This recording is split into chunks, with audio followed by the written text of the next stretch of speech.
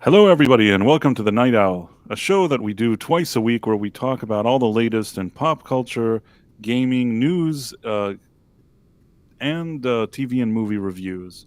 And as usual, we have this great group of gentlemen here with me. Group. Is it a group? We're sort of a group, I guess. Uh, Sure. any more than two is a collection, so sure. A collection. So that's what we are. So we have with us Professor R2. How's it going, Professor? Doing well, thanks. And we have the real Sean Crummell. How's it going, Sean? It's going. Awesome. So here we are in our usual show and usual setting, and there's some stories that we should go over. So for starters, this was one thing that I wanted to talk about Disney. hmm You'll Uh, have to explain it to me, and I think I missed something. okay, so I will do this right now. I want to share. For a while now, there's been a lot of stuff happening with Disney, and not a lot of it has been good. No. And they have this Disney Plus service that they've really been pushing. They've lost already probably billions of dollars on this streaming service. It hasn't really done what they wanted it to, and they've also had all these things where they owe money to Hulu because they need to do the purchase of Hulu, so they have money that they owe still, and all this other stuff. And in addition, they have had a lot of problems with their content and things like that. I will say that the movies have bounced back a bit. It's not that I'm saying that their movies are great, but they had Deadpool and Wolverine. They had what was it, Inside Out 2 or something like that. I doesn't mean anything to me, that movie, but it means something to somebody because it made money. And I'm trying to think. Even Alien Romulus isn't a flop.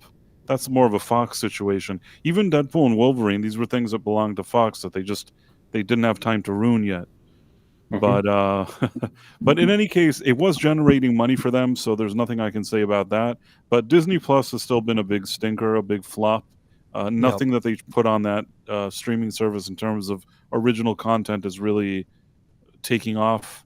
Most of the stuff is being ridiculed, like the Acolyte, which has been on a disaster basically.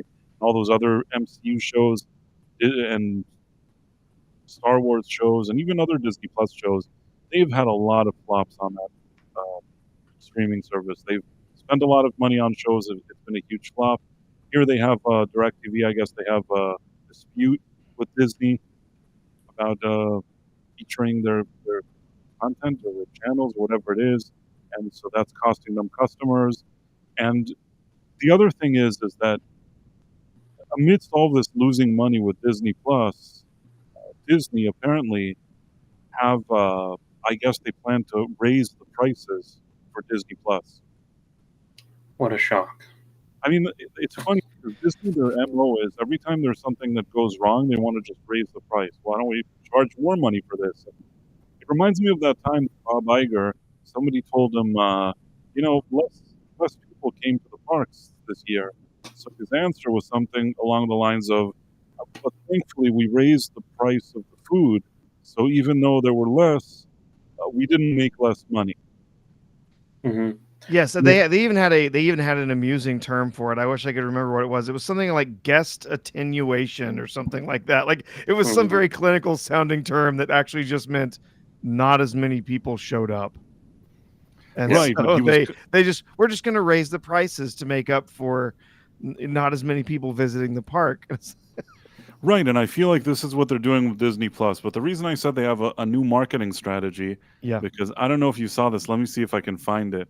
This was this amused me. I'm trying to find it. Oh, I saw it earlier today. Was it the article in Fast Company Disney.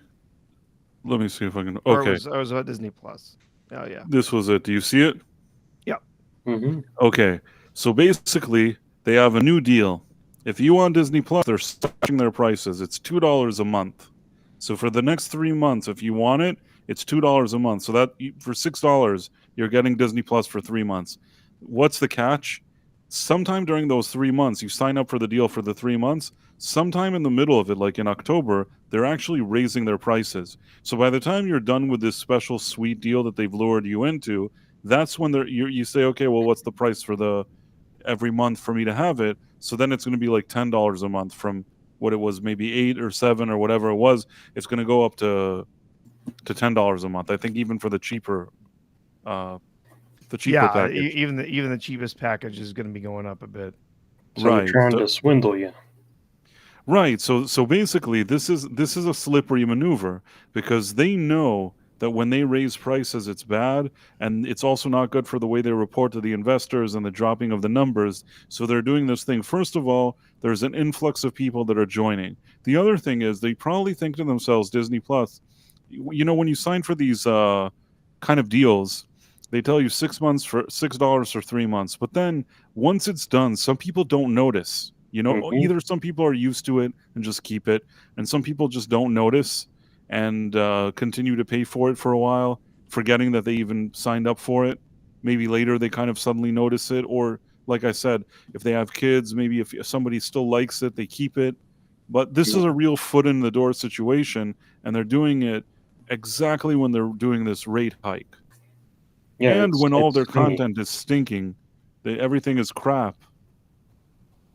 It's a slimy, it's really gross scheme.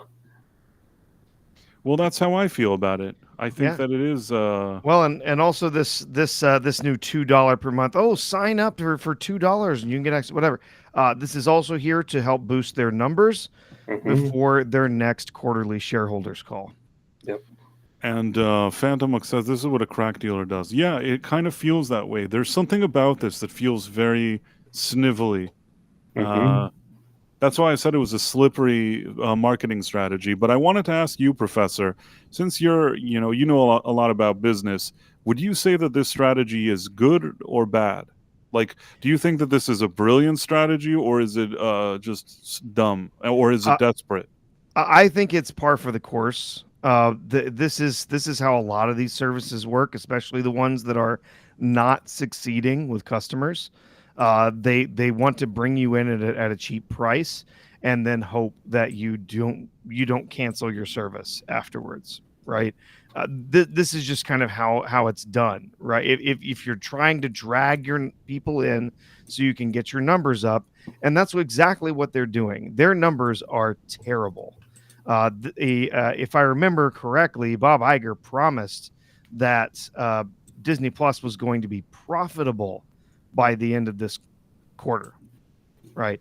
He promised that last year, and they're by hook or by crook, they're going to find a way to present this as being profitable. So they want to boost their numbers. They absolutely want to boost the number of people they say are subscribed.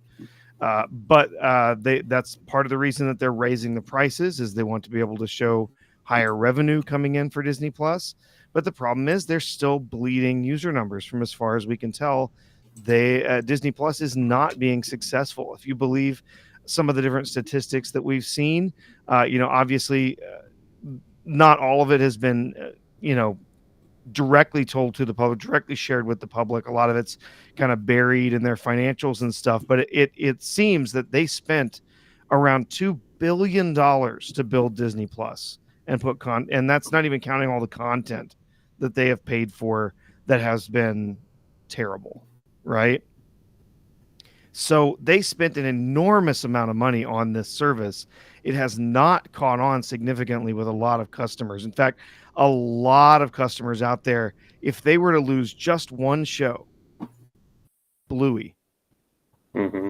if they lost the rights to that show, their numbers would collapse overnight because it's That one of the Bluey only thing, reasons. that's a thing for kids. Remind me It's an what the Australian origin. kids show, Okay, right? And it's made for children. It is not a Disney production.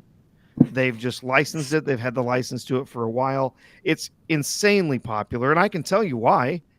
It's a really genuinely classic style of kids TV show. It's about family, it's about learning lessons, about growing up and making friends and having new experiences and dealing with your emotions. I mean, it's a classic family kids show.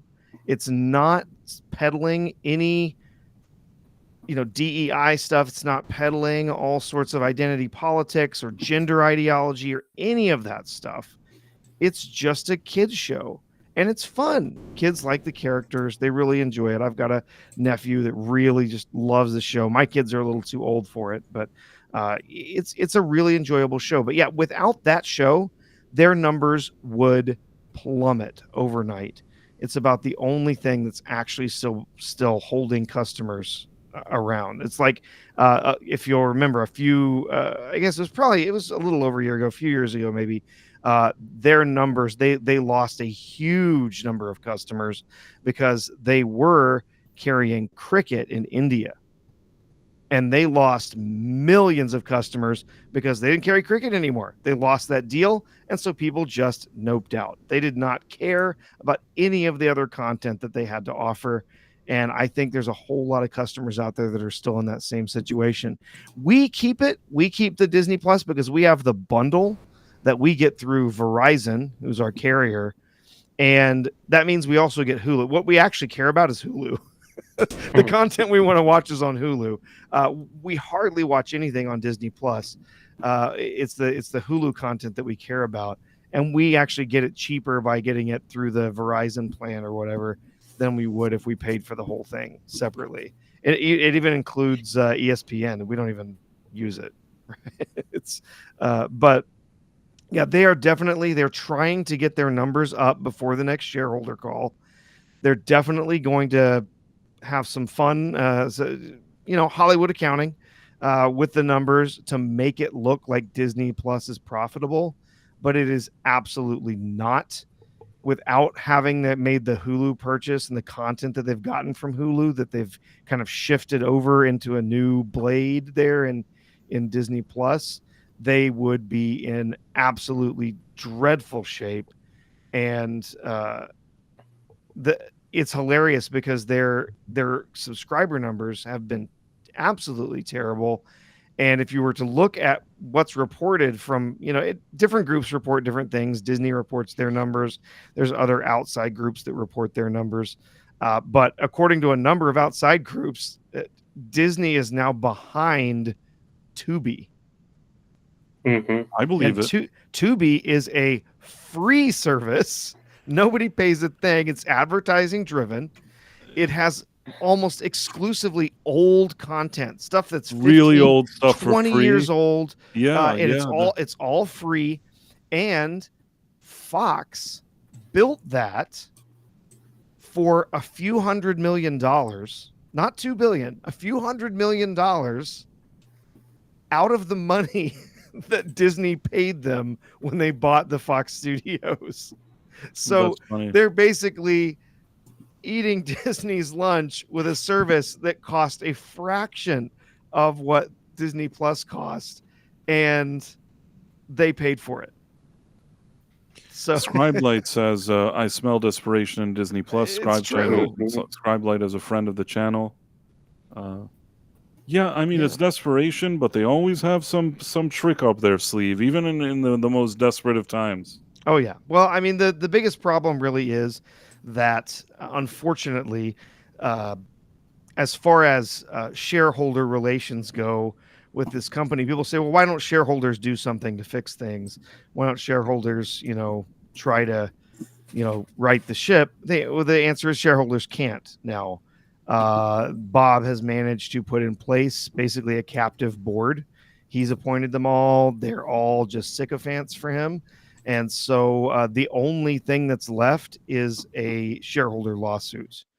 And those are expensive. They're complicated. They take a very long time. You have to be able to prove that there's been some sort of fiscal irresponsibility that's happened on the part of the business itself.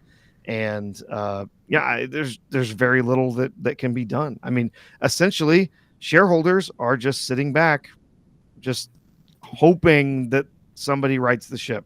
But if just to get into the business stuff, if we think who is going to be the new CEO, if it's going to be Dana Walden, who seems to be the one who's the pick of Bob Iger right now, this company's doomed.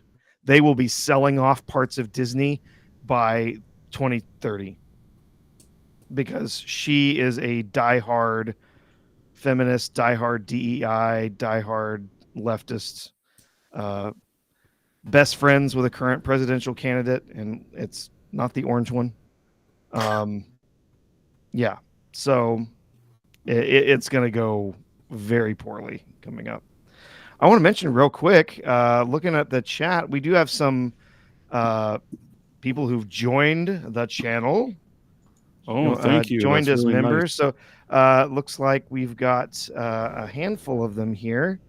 I see. Oh, I can't scroll I all see the way the back Tripping up. Orc also. He gifted Yes, and Tripping membership. Orc gifted some here. So yeah, there's a few. Look like maybe they were some members from your earlier stream that kind of rolled over on here because it shows Kit Kat, it shows me joining the channel. But yeah, I see the Tripping Scribe Orc. Light. Scribe, Tripping Orc joined, and then Tripping Orc gifted 5 memberships. So thank you for that, Tripping Orc. We yeah, appreciate really it. nice. I love that. I love seeing that, and yeah, I mean you get a badge, and there's also a little Price of Reason Live symbol thingy. I'm just Decoder rings will be mailed out. what'd you say? Decoder rings will be mailed out. They should be. I But love it. I want yeah, one. no, and there's a few here. We have Murakstra and Kit Kat and Professor R2 are also members, and Tripping Orc is now a member, and I appreciate that very much. Well, that's very nice of you all. Hopefully, you'll enjoy the little badges and icons and whatever it is. Badges? We don't need no stinking badges. So, yeah, I don't know. When I saw this article, it just kind of it reminded me of their usual antics. I don't know. The thing is that especially in the past few years, everything that they do is sort of they're putting out a fire. It's another patch and another patch, like a lot of patchwork of Mhm. putting out fires. And the question is this strategy long term going to be able to work out for them, or there will be a moment where all of this just all falls apart? No, I still don't know. yeah, no, it's not going to work out for them unless something just radical happens and they are able to, in the next couple of years, produce some truly just exceptional content for their service. And yeah, like I see that happening Yeah. with the likes of the witches coven thing. What was Agatha all Yeah, along coming up pretty soon, and some of the other absolute disastrously terrible things that they've made, like Echo and Secret Invasion.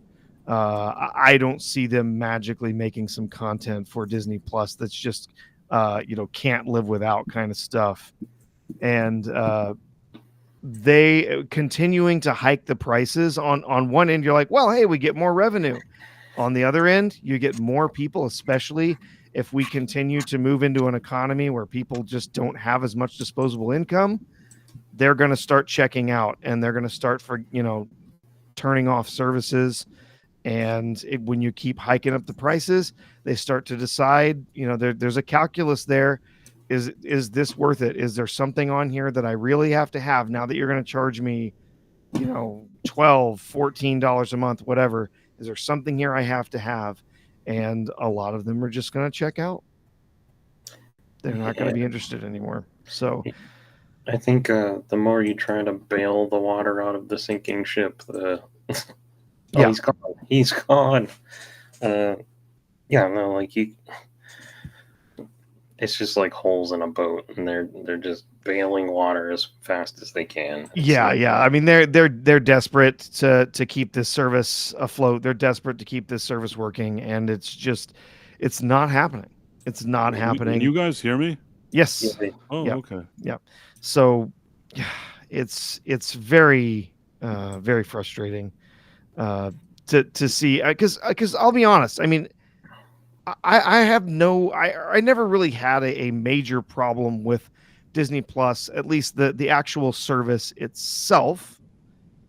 The app has generally been pretty good compared to some of the others. I mean, if you've experienced the likes of Paramount Plus or Peacock, those apps can be just awful to work with. I haven't, but I've been having issues with Pluto, and I had just heard that that was controlled by like Paramount. It was like a app. It's owned by Comcast, I think. Actually, that has been a nightmare, and now really, yeah. It even used to be a open it, great. It used to be a great little cottage service, and then it was a small company, and then it got bought up by a larger group. I think it was either AT&T or Comcast one. And now when I open it, it's like, you're using a VPN, and I'm like, no, I'm not. I'm not. The reason why I pulled up this New York Times article, because I wonder about the timing of this too, that over the weekend there was this really not flattering article for Bob Iger, which is uncharacteristic of a publication like the New York Times, where they were really explaining how he got rid of Chapek, which the funny thing is that it's another example of how we're so far advanced beyond the mainstream media news reporting. The second that Bob Chapek was there, and before Bob Iger came back, we were talking about everything that was going on there as if we were there. Meanwhile, the mainstream media just sells a bunch of stories. Even with Bob Chapek on the way out and Bob Iger coming back, they all got together, all those industry trades, to paint Iger as like this very sweet, wonderful man that's returning to help the company and all this other stuff. And really, we all said the same thing. He never wanted to leave. He never left, and he always planned. He was like Vladimir Putin. He gave himself the executive director title. Then he went here. Then he went there, and then he just came back and he did what he wanted to do. I think it's also kind of funny that exactly when there was the coup, then the guy, then he had a successor suddenly, and he still stayed there behind the scenes. And then once the coup was done, he just comes back in and gets rid of the other guy. Yeah. I think quite a bit of it was driven by not necessarily that, but some of the political climate at the time, and some of the things that Disney had gotten involved in Florida politically was part of the reason that Iger came back and pushed out Chapek. But Chapek was never. I mean, a lot of people said that Chapek was never really in control. He was never really in control. But the thing with the politics was, him saying that Disney shouldn't be such a political company wasn't the wrong thing to say. It was the only time he actually said something that I thought was good, but then immediately he bowed down and he apologized and he begged for forgiveness, so it was all dumb anyways. Well, didn't I hear Ron DeSantis say that he had talked to him, or there was some like report of that, and I guess Chapek had mentioned, like, you have no idea the amount of stress that I'm under, and he's being held hostage by all the lunatics that work for him. He was indeed. Yeah, I'm certain of it. I'm certain that there's no lies, there's no deceit in that statement that he might have made to DeSantis, that he was basically powerless because of the number of people in the company that were activists who had stepped up and were basically like, we're gonna tear down your company if you don't do exactly what we say. We're gonna make this company look like the worst, most racist company on earth, most hated company on earth if you don't do what we tell you. And he didn't have a lot of choice. I mean, he never Chapek never even took the main office. No, he didn't. Iger kept the main office, the same office he had always had as CEO. He kept that office because he wanted the 2 showers that he took a day. He wanted his own shower, so he kept the office and gave Chapek a different one as CEO. I mean, couldn't they set up a shower for him in a different office? I mean, surely, but it's absurd. It sounds very petty, absurd, and nitpicky and childish, but it is what it is. I guess the reason I'm asking you all of this is, why do you think this article popped up now, this weekend in the New York Times? What's the political reason? Because usually an article like this, it doesn't just pop up out of nowhere. Did George Clooney make a new statement? I'm just kidding. No, he didn't talk about the Disney CEO, but this type of article, which was a really negative article about Bob Iger, just in the New York Times of all places, I kept thinking to myself, who's pulling these strings and what's the end game? Is this a situation that they just want him to go already and he doesn't want to go, or he doesn't want to pick a successor? Maybe they're worried that this time around he's doing the same maneuver over again. Well, from everyone I listen to, like WD, W Pro, I don't know their sources or whatever, but all these channels that I listen to, they all give a picture of like petty middle schoolers that run this company. So It seems that way. it might just be that somebody wants to be in charge and just wants to slit his throat and get him out of there finally. So they're pulling strings. Pull the strings. Yeah. And these are not, I would say a lot of them that are up there at the top of Disney now, these are not true leaders. These are B grade leaders at best, and people who are not the best performers out there. They're not out to hire the best people because those best people might outshine them. Yeah, of course. They want to hire people who are going to toe the line and do what they tell them to do. They want to find people who are not going to be as creative. They're not going to be great leaders because they don't want someone else coming up underneath them who might, take that role, right? Might take the role from them. So, isn't that the impression we always got of Kathleen Kennedy? Like, she was like, yeah, women power, and I'm a woman CEO, and then she pulls up the ladder behind her. Yeah, what can you do with Kathleen Kennedy? But yeah, I don't know. I think somebody had a comment here. Rob Nutscubla says Iger is bulldozing everything Walls built for the most sinister excuse of the woke crowd. We know better. Phantom Monk says the office shower is a strange thing. It is a strange thing. Yeah. They think they're so above it all and that the people who came before were just a bunch of ists.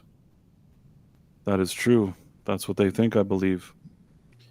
In any case, it is very, very annoying the way they run this company.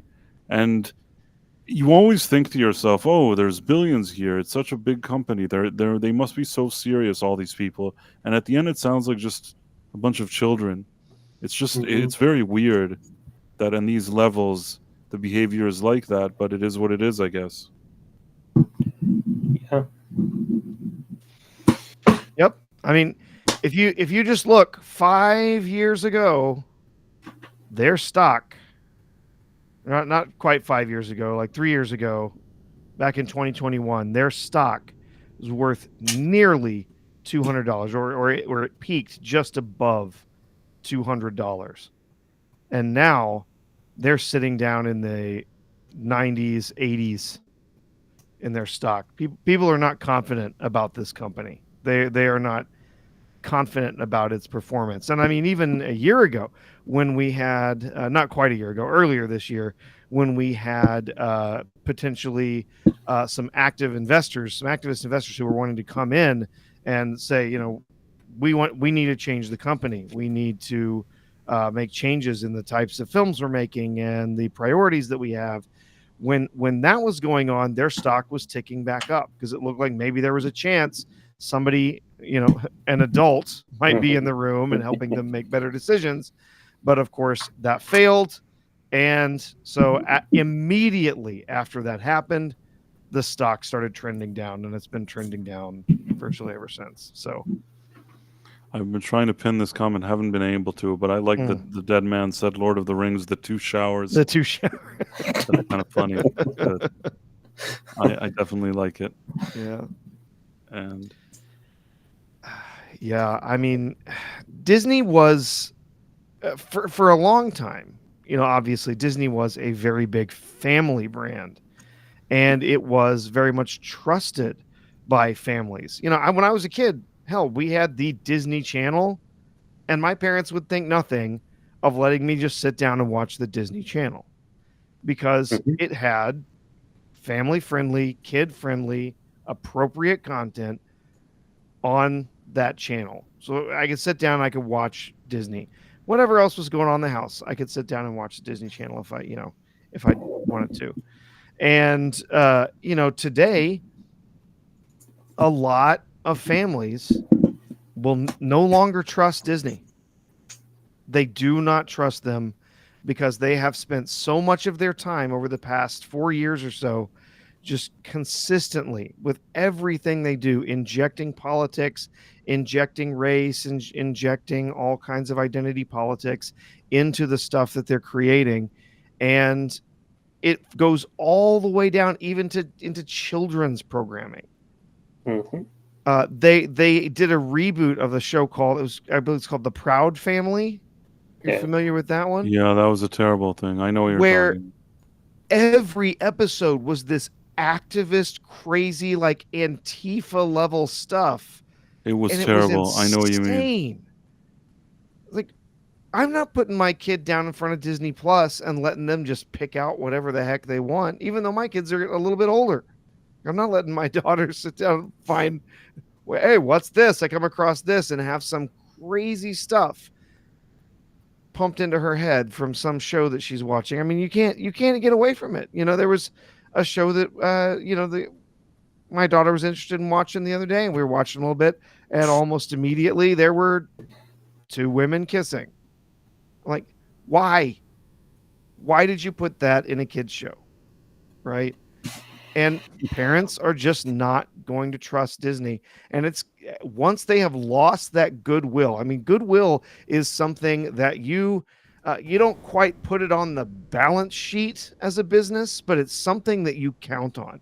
It's something that you build over time, and that, yeah, sometimes you cash in, but they have completely extinguished that goodwill from a large percentage of their customer base, and they're not going to be winning that back easily. It's going And to I take a decade. and I would say that shystering them in with a $2 uh, membership and then jacking the price up Yeah. under their noses is not going to help that Yeah. goodwill. Well, and I'll be honest, I don't think it's going to help their numbers either. I think people already have decided they're not interested in Disney Plus and they're moving No. on. Right? Yeah. That's not a service that has things on it I care about, so never mind. Speaking of Disney, and I don't, like I said, I don't get too political here, but I will say that we were talking about how that Disney debate didn't seem very, it seemed kind of biased. Mm-hmm. It Mhm. didn't seem neutral the way I think it should have been. Th Yeah. This is not only just a matter of if you like a politician or not like a politician. I generally don't love politicians in general, but I will Right. say that in a debate, you kind of want to see a more balanced picture, and I didn't feel like they were treating both candidates the same. Now Donald Trump is saying he's not going to debate again. Polls clearly show that I won. Now I have to step in here and say I don't know if the polls say that he won. I No. don't know necessarily. People that like Trump and wanted to vote for him, I don't think that it's going to change a whole lot, that debate. Nope. But I will say that between the two moderators and how that thing went down, he didn't come out of it looking great. People that are intelligent could tell that it was biased and that the two moderators were acting as debaters. But I think that a lot of just everyday people would see it and wouldn't know as much about that. Yeah, So he was allowing himself to be baited into strange territory far too often. He was not on message. He was not talking about the actual topics he needed to spend time on. He was getting baited into talking about other things like the size of his the crowds, crowds. It's basically, Mm. she's stupid. the one thing that I'll give her, because a lot of substance and whatever she was saying, she didn't really have, but she knew how to walk in there and annoy him, and Yep. figuring that if she annoys him enough, he'll just kind of go off target or whatever it is. I think that if that was her plan, it succeeded. It doesn't mean that I think she has anything of substance to say, but No, I think that at least no. walking in there, her preparation was, I'm going to just try to annoy this guy, and he's not going to be able to resist. No, And I don't think she said anything of substance whatsoever. nothing, But nothing. She never does. she came in with a game plan, which was put him on the back foot and make him defensive. Right. And How and do it I worked. annoy this It guy? worked, I mean, right? you know, it's pretty much known that if you annoy him and he doesn't kind of stick to his thing or keep his cool, you get a lot of that kind of things that he does. And I think that she, in that sense, it's not a matter of being a good candidate or having good plans or good messages or substance or anything.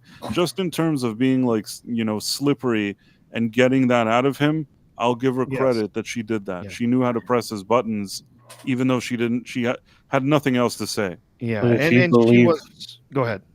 If you believe all the stuff I'm seeing online, she's apparently wearing an earpiece and being coached from Well, someone. that's there. Yeah, that's pretty common. There were numerous times when you saw Biden poking at his ear Yeah. during debates and during other things. It's like, yeah, he had an earpiece in, So but I'm it's like, also no, Is that allowed though? I mean, is I that don't allowed that know. you would have an earpiece? it is not allowed. No. Is and there a way to prove? Because people were saying no, it's not true. It's not an earpiece. It's an earring. Well, The question is it an earpiece or is it an earring? And I don't know. yeah, and well, if you yeah, and there's also other rumors going around. Again, these are just rumors. So as another YouTuber is fond of saying, take this with a grain of salt. But why did your the- Doomcock sound like Buffalo Bill? like this with a grain of salt. No, there are other rumors supposedly that there is somebody at ABC who is a whistleblower who was coming out with evidence that there was collusion with her campaign. Who knows? Take it with the grain But of salt again- and put it in the basket. Yeah, we'll have to wait and see on that, but it wouldn't surprise me one bit either. I mean, when we saw how the moderators acted during the debate, that's yeah, it was extremely frustrating. But yeah, I'm not surprised that he wouldn't want to do another debate.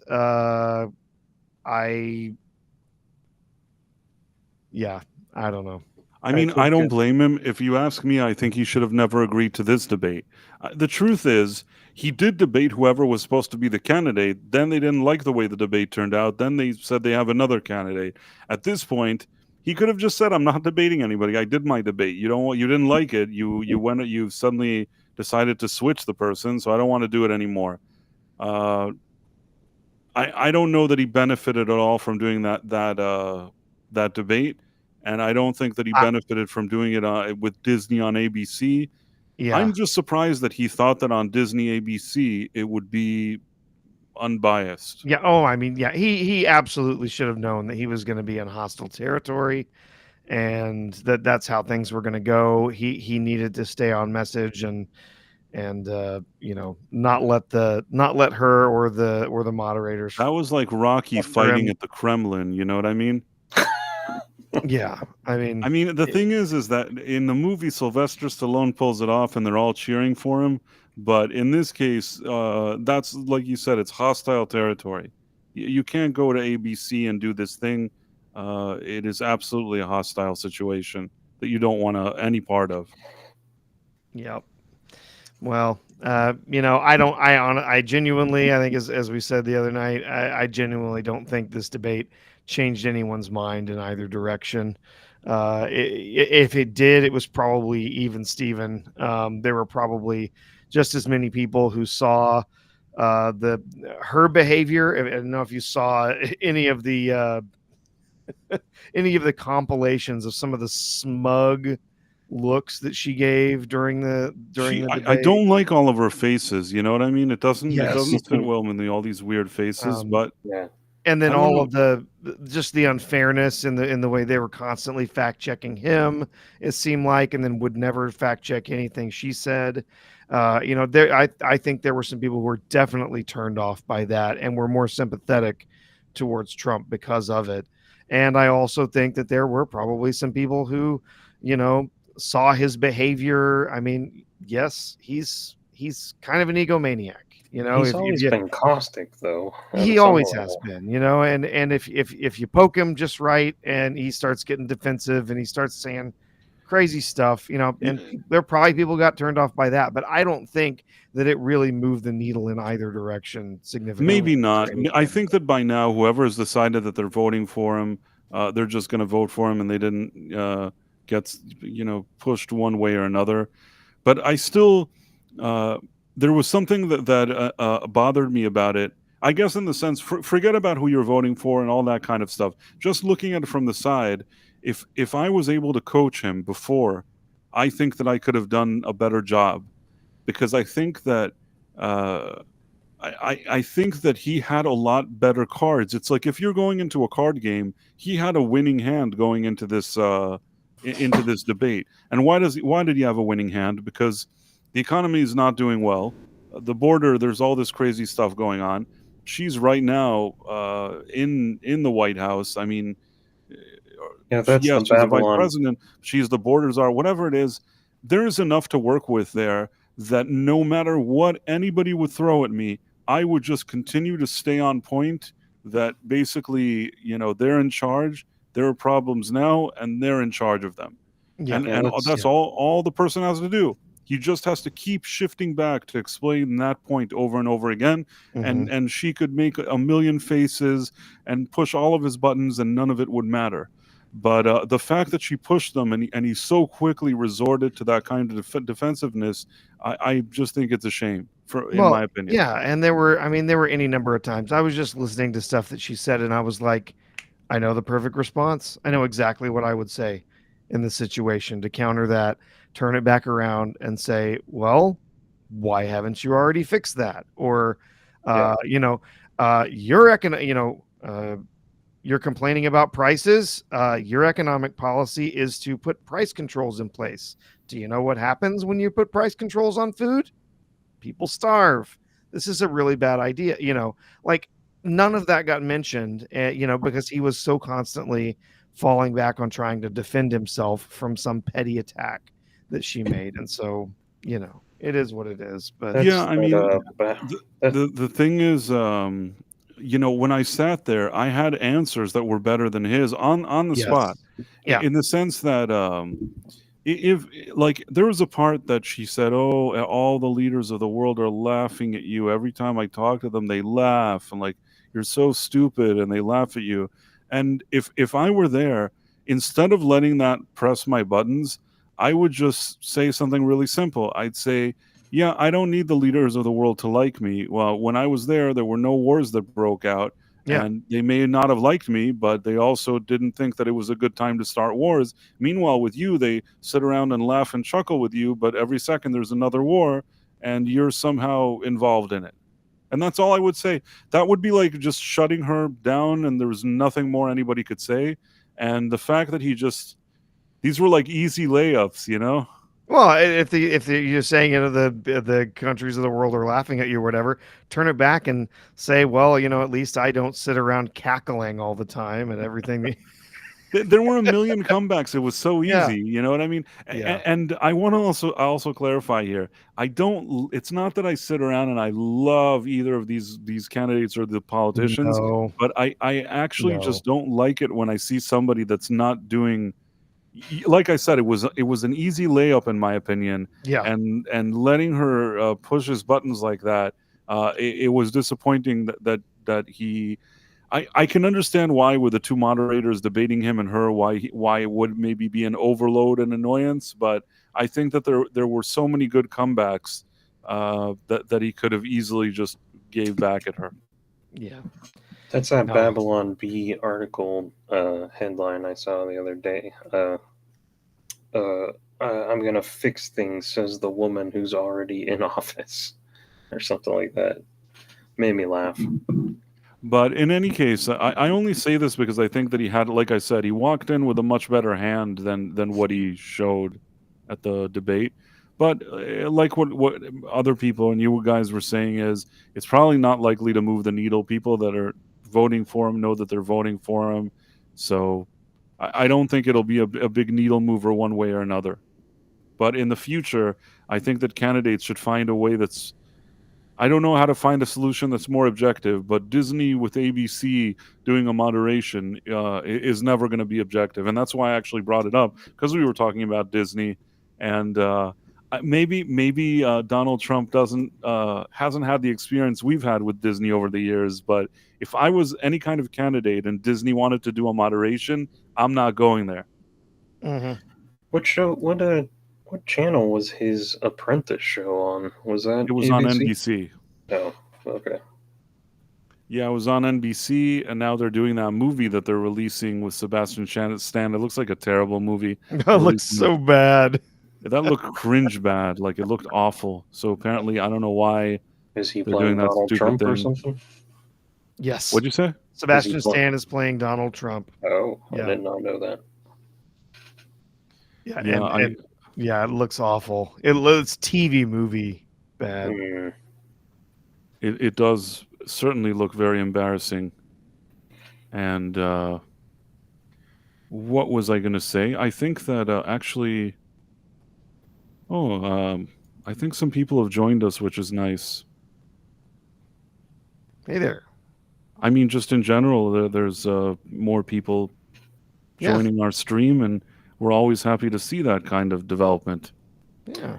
Maybe that streamer sends No, some of yes, the viewers. I Other streamers actually, wrapped up. Yeah. Perhaps. yes, I think this, yep, I think that's what's happening. But in any She's case, like, go check out Price of Reason. right, We can only hope. we can only hope that that's the case. But we're very grateful. We're always happy when people join our stream, and this is wonderful. When it comes to Donald Trump, like I said, it's not that it was the biggest disaster in the world, but I just feel like there were so many ways to just avoid letting her press his buttons like that, because she, aside from just annoying him, she really didn't have anything. Uh-uh. She had one play. That was her only play. Yep. But it is what it is. I don't. And I guess just to sum this thing up, I don't blame him. I think that I wouldn't have even done this debate. But if he decides not to do any more debates, I wouldn't blame him either. And yeah, Phantom Monk is saying hit that like button. I appreciate that. Of course, hit the like button if you can. If you're just now getting to know this channel and this stream, make sure to follow. So you know when we're doing these type of streams. It's always great for us. And I guess in addition to that, what else? There were probably some other things that I want to discuss. There's this new Penguin show. Did you guys see that? I guess there's some reviews for it. Pittsburgh Penguins? Actual penguins? What kind of penguins are we talking about? There's a drama series. It's like the Batman spin-off with Colin Oh, Farrell. Penguin. I Yes. was way off. What did I say? I didn't say penguin? Well, we were just. I guess said he was thinking penguins. penguins. Like it was. I It thought you was said okay. plural, so I was like, like the '90s series about dinosaurs, right? It's like a family of penguins. yeah, exactly. Early reviews for this Penguin show show that it's 93% on Rotten Tomatoes. Does that mean anything? It's Yeah, Rotten You know what? Tomatoes It is doesn't Rotten mean Tomatoes. anything anymore. That's why this Yeah. site is a joke, because what does it even mean? Nothing. Did anybody even leave a real review? It says it's a limited series. Mhm. Okay. Yeah. Depicting Gotham through bone-breaking punches rather than popping onomatopoeia, The Penguin is a grounded crime saga given gravitas by Colin Farrell and a scene-stealing Kristen Milioti. Who does she play? I don't know. Who even is that? I don't even know. Probably it's his daughter or something, and she's probably telling him what to do. Lady Maybe that's why they Penguin, like it. I don't know. These days, you probably. never know why they like a show. It's always suspicious. I just assume that that's the reason. The girl Right, showed that's up what the I assume dude, also. There must be like a girl somewhere telling like the penguin what to do, and he bows down to her, and they all gave it a 93. That's and usually my instinct when I see a high grade. That's immediately mhm. what I'm thinking to myself. But I don't know for sure. I don't want to just jump to that conclusion. I will watch it, but hey, I mean, every single one of these reviewers thinks it's the best thing that ever happened. I mean, Great. I'm kind of interested in it. I do like Colin Farrell as a performer Yeah, generally. yeah. I did not like the Batman film I that have that this ties into. I I have thought it was no interest in it. extremely slow and dull. And I did not like Robert Pattinson in the role at all. No, he Um, was definitely the weak point of this thing. so I mean, I know it doesn't really have him. It's focusing on Colin Farrell as this version of the Penguin, but it's like, is it going to be really dull and boring? And And look right here that you have immediately this commercial for Disney's blockbuster offer, the yes, 199 a month, and I can't believe that they're still shoving this Agatha All Along thing, along with Inside Out too. That they know the people really will want to yeah. watch, I guess. But the Then Agatha All Along, I don't know who wants to watch this stupid show. That they would even try to pass this off as some kind of that's like another maneuver. They're like, "Oh, get it for $2, and you'll get Agatha All Along," and you're like, "Oh, Agatha All Along," and they're trying Yeah, to somehow shove that show down it's people's throats garnish. too. It's like you're the part of the meal that you want to eat, and then the other part that you don't want to. It's trying to put shine on a piece of crap by being associated with something that did well. Somebody says that Falcone's daughter, that's probably mm, Kristen Milotti or something like that, wasn't Zoe Kravitz Falcone's daughter? Or am I now confused? She was Catwoman, wasn't she? But didn't they have a twist that she was the daughter of the guy? Or am I now That completely? sounds familiar. I didn't watch it. I had no I interest when I watched saw the that the casting. Batman movie, but I watched it once and I can't remember what the deal was. Was Zoe Kravitz supposed to be his daughter, Falcone's daughter? Can you remind me, Mr. Professor R2? oh gosh, I don't even remember. That's the Um, funny thing. She could have been his daughter and not been, and we don't remember because it's that kind of forgettable. But I didn't hate the movie, but I didn't love Robert Pattinson as the Batman or even as Bruce oh, Wayne. He doesn't have the it right dragged vibe. on forever. It It was a bit just long. I don't know. I mean, I think about it. I sat in the theater and watched the movie, and I remember not suffering. I know that there's movies that I've suffered more watching. I didn't suffer watching it. I thought it was all right. But at the same time, I think that you know, sometimes movies over time you think to yourself, it had something interesting when I saw it, but then over time I didn't like it as much. I think that the Batman is kind of a movie like that. I won't say that I hated it, but I will say that it's not a movie that later over time when I think about it, it leaves some kind of lasting impression. yeah, As opposed, it was not a movie that I was like just loathing, right? I was not like, I can't believe I'm watching this, but I wasn't enjoying myself. You In the know, movie, sorry, yeah, it looks like Zoe Kravitz was Selena Kyle. So yeah, but she's she's the Catwoman. illegitimate daughter, and in the movie from 2022 Okay, yeah, of Carmen Falcone. Carmine Falcone. Okay. right? And I'll tell you what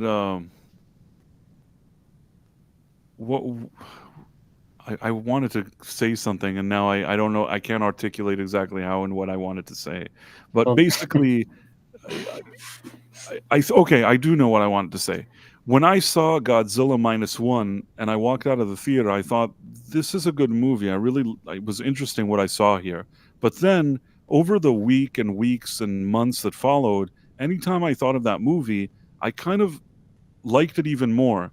And then months later, I sat and I watched it again, and I thought to myself, "Wow, I really like this movie." Now, I gave it a good grade, even in comparison to the usual grades I give in my reviews. But actually, it was a case where, when I thought about it later, and the way the movie kind of has stuck with me, I feel like I would have given it a few points extra. Meaning, I may have been even hard on it when I did the review, because later when I thought about it, it was the opposite of forgettable. It was memorable, if that makes Mhm. sense. Whereas Sure. something like the Batman was all right, but the more I think about it, the more it was just whatever. If that makes any sense. Mhm. Yeah, I still haven't seen Godzilla. I keep forgetting about it. Godzilla minus one is just an amazing movie, in my opinion. It's fantastic. It's one of But the I best hear, movies I've seen in years. I It's agree. I agree. It's so just well done. so. Yes, there's some campy, silly stuff in it. I mean, it's a Godzilla movie, and there's some stuff that stretches believability. Again, Godzilla movie, wow, but no, the actual performances in it are really good. I enjoyed the characters, the dynamics between kind of the lead actor and the lead female actor in it, and you know their dynamic and the way they played off of each other. And some of the plot was a little bit predictable. Again, it's a Godzilla movie. I'm not gonna judge it too harshly, but I thought it did the best of what Godzilla movies do. The really good ones. It's a human drama that is happening around the walking disaster that is Godzilla. It's not just monsters in rubber suits punching each other, right? It's about the human drama that's unfolding. It's almost The like backdrop of Godzilla is Godzilla. sort of a metaphor for like, you know, when you think of the old man in the sea or something like that. Like there's a big that whale that he's trying to capture. I don't know if that's a good example, but there's it's not just the Godzilla element, but there's something beyond that happening. And the stories with the humans and the, you know, the aftermath of World War II, with Godzilla incorporated into this, it's just brilliant. It's brilliant, and it's brilliantly done, and it's done in a way that you could appreciate it as a sort of historical period piece that really is saying something, and at the same time you could totally enjoy it for just a Godzilla movie taking place during a different time period. well, And I think Script said if you think Jaws is about the shark, then you missed the point or something like that. right, right, and Yeah. that's exactly what I felt about Godzilla minus one. And I think that the guy that made it is a big fan of Jaws, and I can understand why.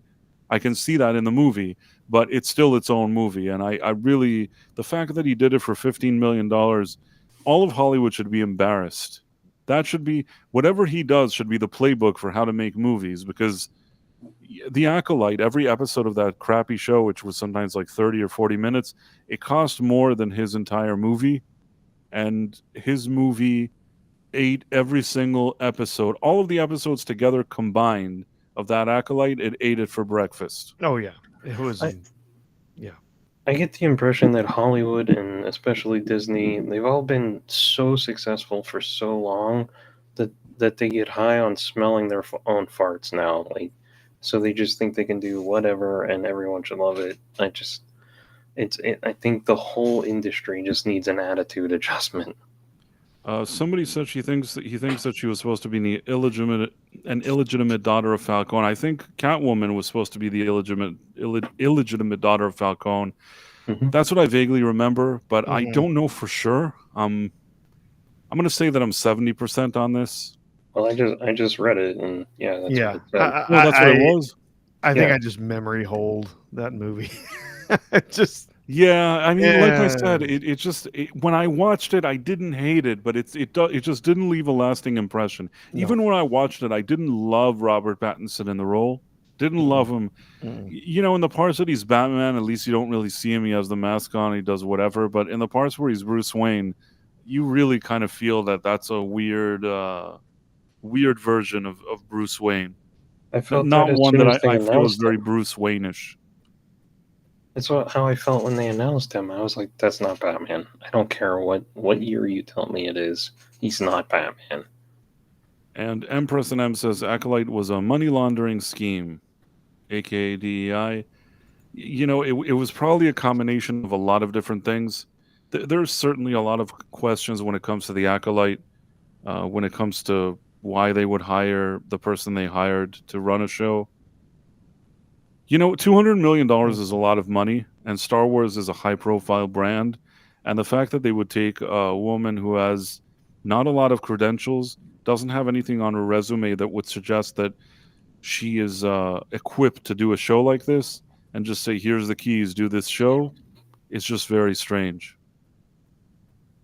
I mean, Mhm. think of the Mandalorian season 1. You had Jon Favreau. Uh, he brought Filoni, but Jon Favreau is a guy that's actually made some movies. Now, you may not like all of his movies, and I'm not saying he's not foolproof. It's not everything he does is great, but I feel like in that first Mandalorian season, he came with his expertise. Filoni may have been there, but he wasn't in charge, which is good. He was sort of assisting him maybe when it came to lore and like whatever it is. Even that I don't know how Sure. much Filoni knows, but I'm saying he was the guy that sort of could sort of keep Filoni in check. Filoni didn't just go off to do everything that he wanted, and at the same time, he brought all these other directors and people to work under him. Even solid people. He's like, okay, we're going to try with Bryce Dallas Howard. There were a few other directors. He brought them in. Carl Weathers directed some. He gave people, but like you could tell there was somebody in charge. And they basically said, okay, whatever Jon Favreau did with The Mandalorian, we're going to give that same thing to Leslie Headland. And my question to you is why? Why would you give it to her? What expertise did she have? What kind of track record did she have that you say, okay, you're just like Jon Favreau? I had never heard of her before Star Wars. I don't know how anyone ends up in that She position. worked for Harvey W. and then Mhm. used that as Yeah, and she was gay. she used that as a springboard to sort of do plays, a play, and then she adapted the play into like a indie movie, and I think she maybe made one indie movie or another thing. I don't even know, and I think it was all about the message type of situations or LG things or whatever it is. And listen, I don't care about any of that. It's just the question is, how do you look at that and say, okay, we got to have her. We got to have her on a Star Wars. We got to give her $200 million. She has to make this series. Especially Based on on a Star what? Based Wars. on what? Yeah. And really, I know that sometimes Marvel had a situation, and even that didn't work out well for them. When you think, okay, we're going to gamble on some quirky indie guy here, making it somehow, more artsy and interesting and whatever. But come on, you need more than that in order to do this type of Star Wars series. The fact that Kathleen Kennedy would greenlight this shows she either doesn't care, she just likes the activism, or maybe that there's other reasons. I mean, it's occurred to people, and people have asked this of why this specific woman got the keys to such a show. It is kind of odd. It is. Yeah. It could be a coincidence. It could be that everything was on the up and up, and she's always been on the up and up, and she just really impressed them in an interview. But you know what? It just seems very, very odd. And for the millionth time, I'll just say that, and the only time that I sat and had like drinks with her, she didn't even seem LG. Yep. But and the other thing that Who I'll say is knows? that some people say that she claimed that she didn't actually really work for him directly, and this is the one time that I can personally debunk. It's not like a dude, trust me, bro source. I'm the source that she personally told me that she worked for him. So Yeah. She worked for a longer period simply at the company, but she did work for him for a period of time directly as his personal assistant. So, yeah.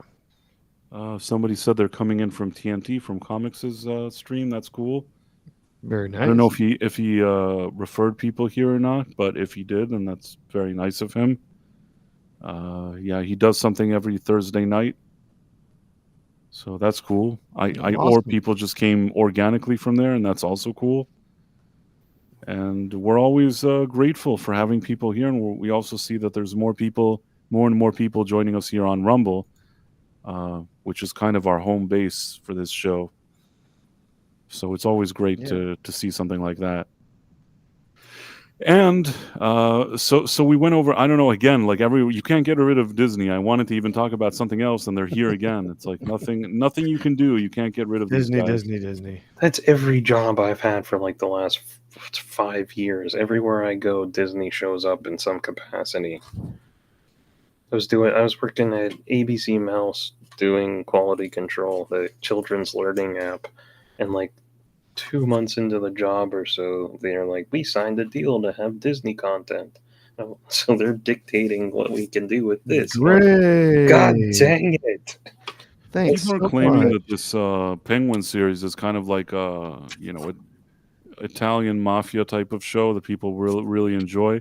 I mean, I like The Sopranos and I like The Godfather. I don't know. When you say stuff like that, it better be really good.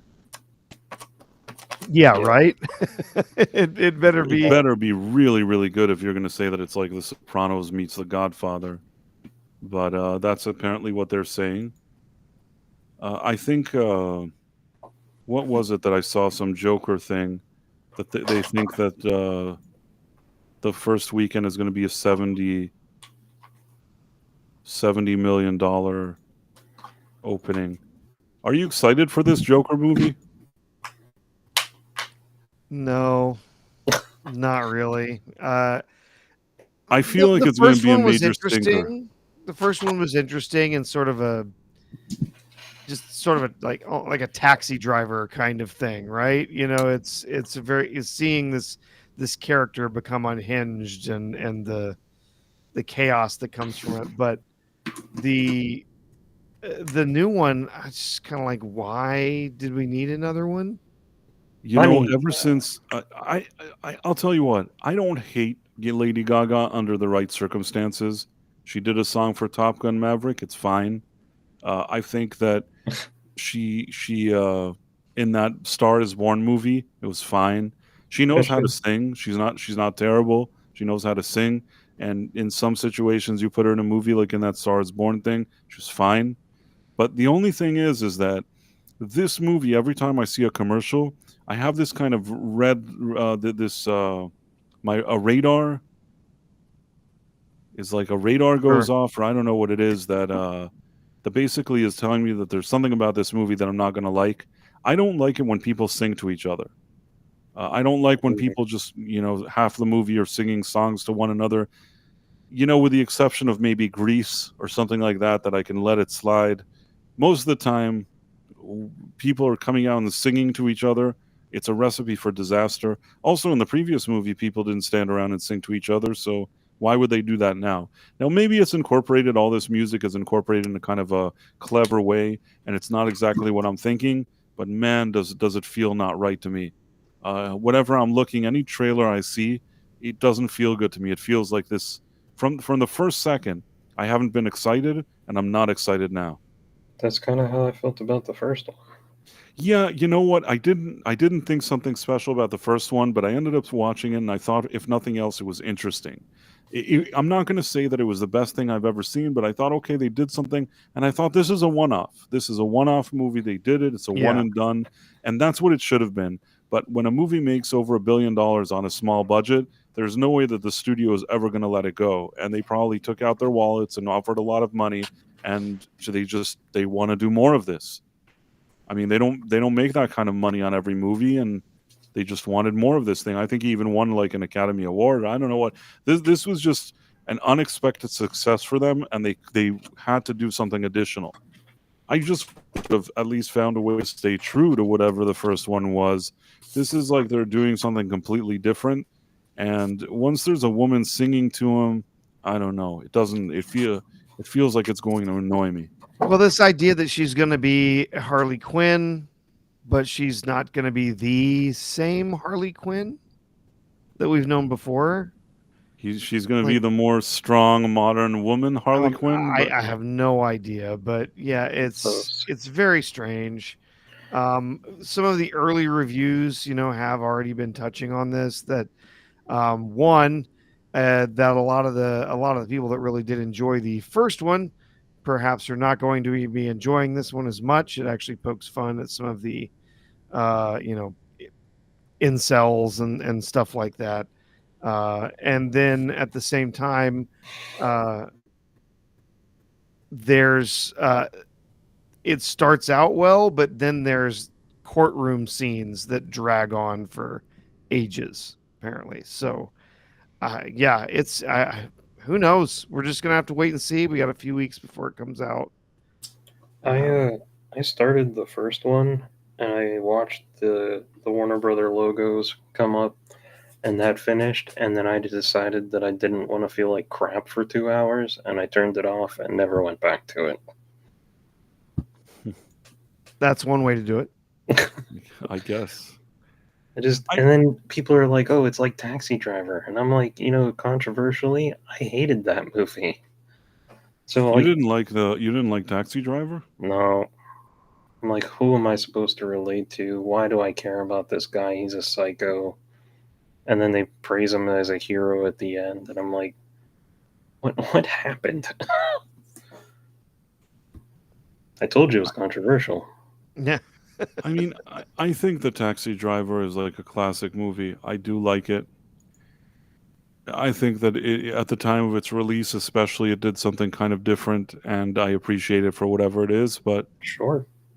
I mean, it's fair enough if you don't like it. You don't all have to like the same things.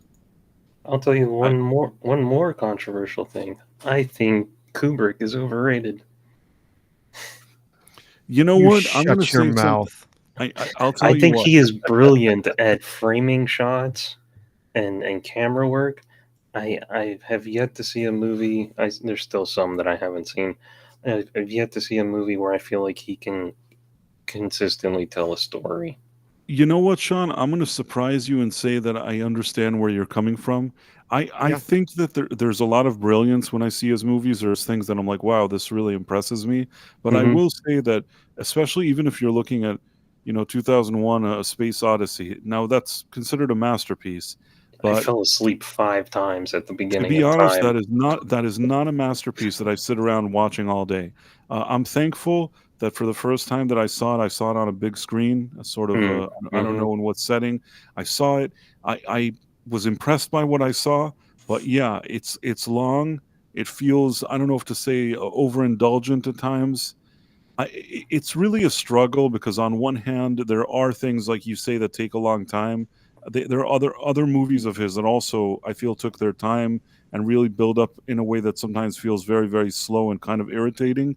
But at Hmm. the same time, there's a lot of great ideas there, Yeah, yeah. and I'm not saying that he does he's. have his vision. It's Yeah, complicated. So if you ask me, I would say it's complicated. He has his vision. I have a lot of respect for him, and he has things that he does that, like, especially at the time that he first did them, really impressive, groundbreaking.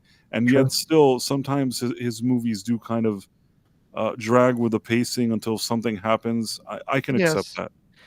His films are very deliberate in their pacing. They do tend to be slow and they build and yeah, that tends to be the case most of the time.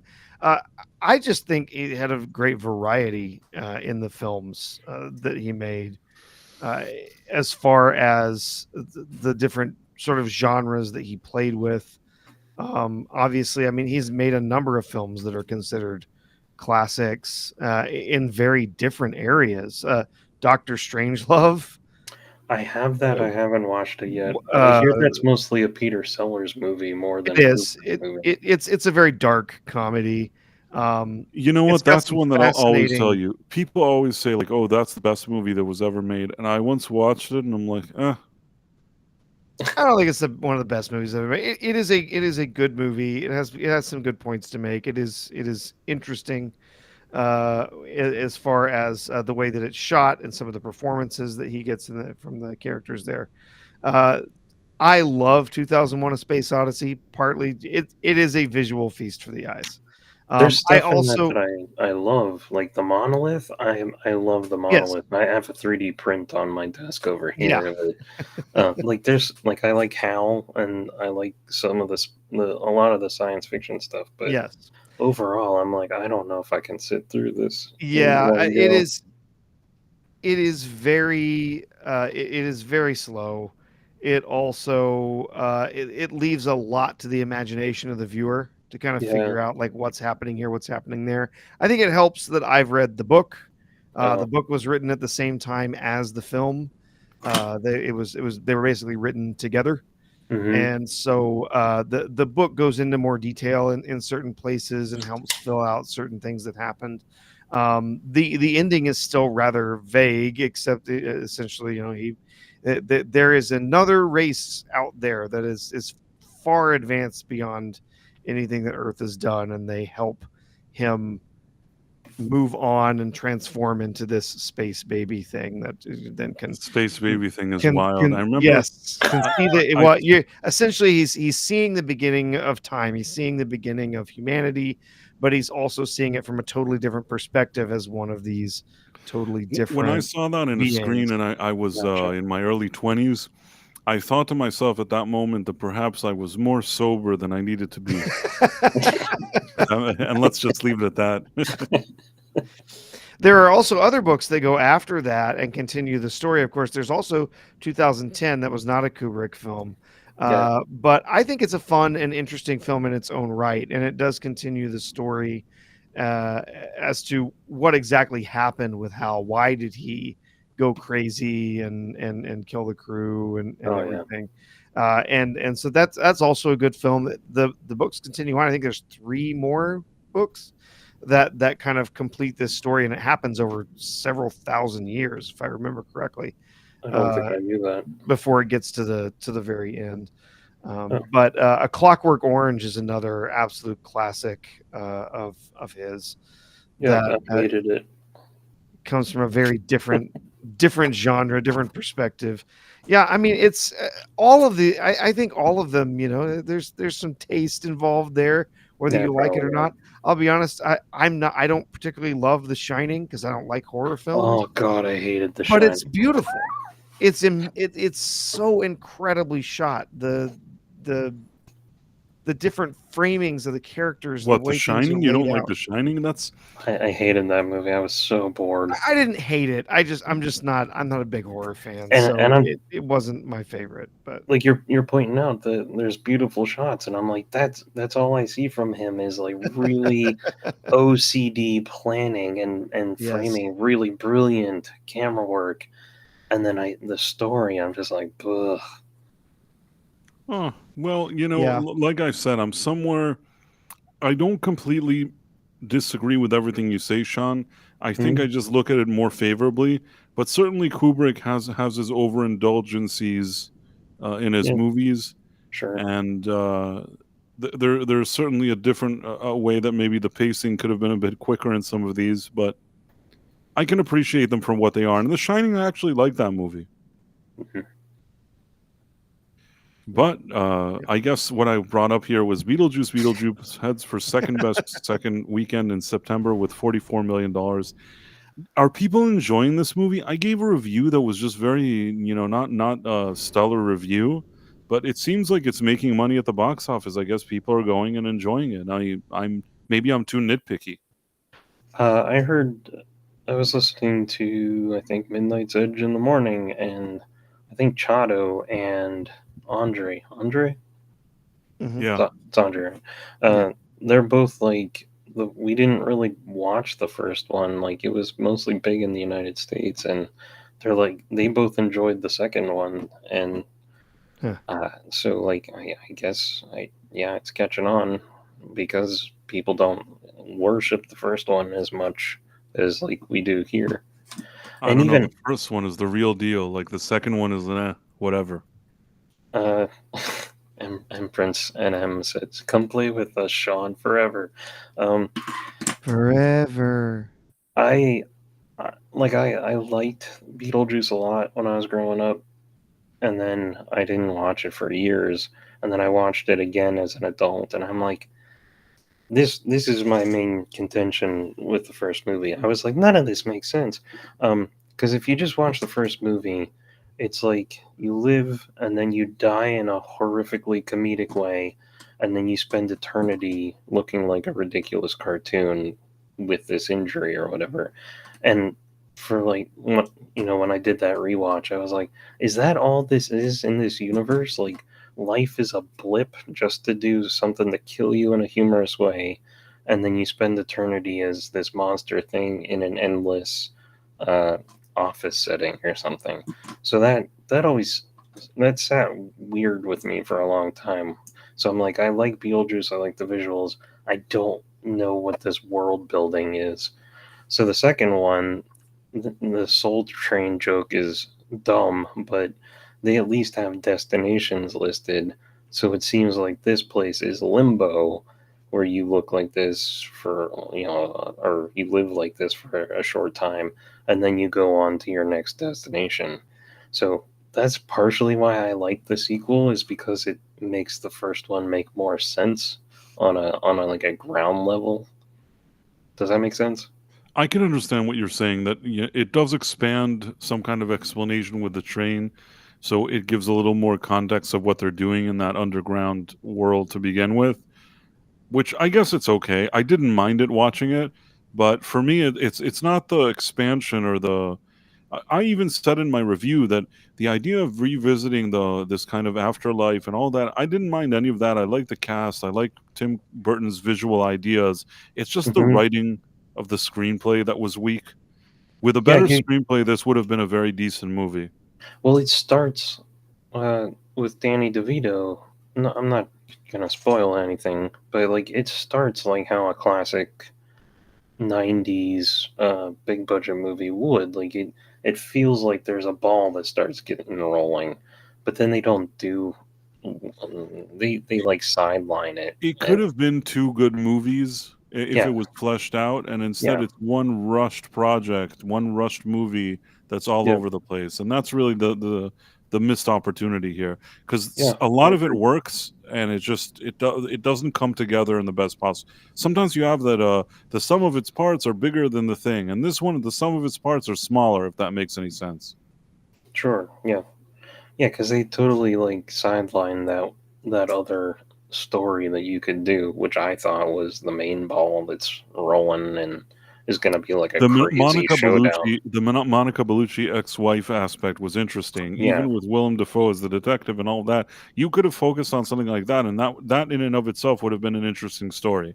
The Hmm. idea of the 3 generation of women in the spooky house, and Jenna Ortega meeting a guy there, that was interesting and could have been a separate movie. That at some Yeah. point she gets in trouble, and they need to bring back Beetlejuice, who's been waiting an eternity for this phone call, uh, Hmm. without involving his ex-wife and all this other nonsense, without you know, without Delia playing with snakes and all this weird crap. Well, I thought that was funny. It was funny in and of itself, but the thing is, how does it all connect together? And that's really the issue that I have. That it's like, oh, what about this? This is cool. What about this? This is cool. What about this? This is cool. Yeah, I Yeah, got in isolation, maybe there's a lot of cool things, but if you just shove them together into one rushed movie, then you end up with something very lackluster, and that's why this movie frustrates me. But yeah, I get it. moviegoers, I guess, aren't asking for too much these days, and if they like it, they like it. I even know people that like it. It's fine. I just, I didn't feel that it was exceptional. I just thought it was somewhat okay. I will say that when I see clips of Michael Keaton, he still makes me laugh as Beetlejuice. He's the So best part of the movie. Michael yeah. Keaton is hands down the best part of the movie. He can still pull off being Beetlejuice even after all these years. He 100% got into the role. Hmm. That is the strongest thing that this movie has to offer. Yep. I still enjoyed it. Maybe my opinions will sour when I see it again. But It's fine. Listen, people can enjoy whatever they enjoy. I never tell people, if somebody saw something that they like, I'm all for it. I mean, you should watch whatever you enjoy. I yeah, personally didn't like it, but that's fine. that's just me. Yeah, again, I think it's just because the first one was so like too strange to me. Like I needed a baseline of world building for it to make sense to me. So like I didn't have like huge, like someone said in the chat, it's a where is it? Beetlejuice 2 is okay for people who have lowered expectations. And I was like, I wasn't expecting much. It was fine.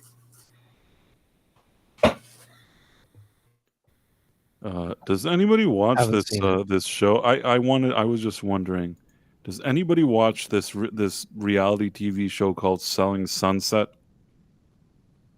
You lost me a Nope. reality show. Yeah, you said reality show, and I said, huh? The reason I ask, and I'm sharing information about myself, there may or may not be a cast member of this show that years ago I worked with in some capacity, and um, I can't believe this thing has gotten 8 seasons. I watched like some of the first season or whatever it is.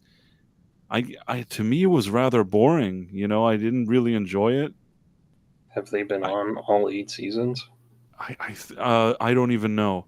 I will say that the person that I work with back in the day, I thought she was nice when I worked with her. I don't have anything against her, but man, when I saw this, I didn't imagine this show going on for 8 seasons. I was happy Mhm. for her, but aside from that, I really didn't, you know, think too much of it. Yeah, man. But that's the only reason I brought it up because I have a loose tie to this silly show. And I also wanted to say something else that I'll tell a stupid story. Nobody even cares. I probably shouldn't even tell it, but I'll tell it anyways. I'm trying to pull up.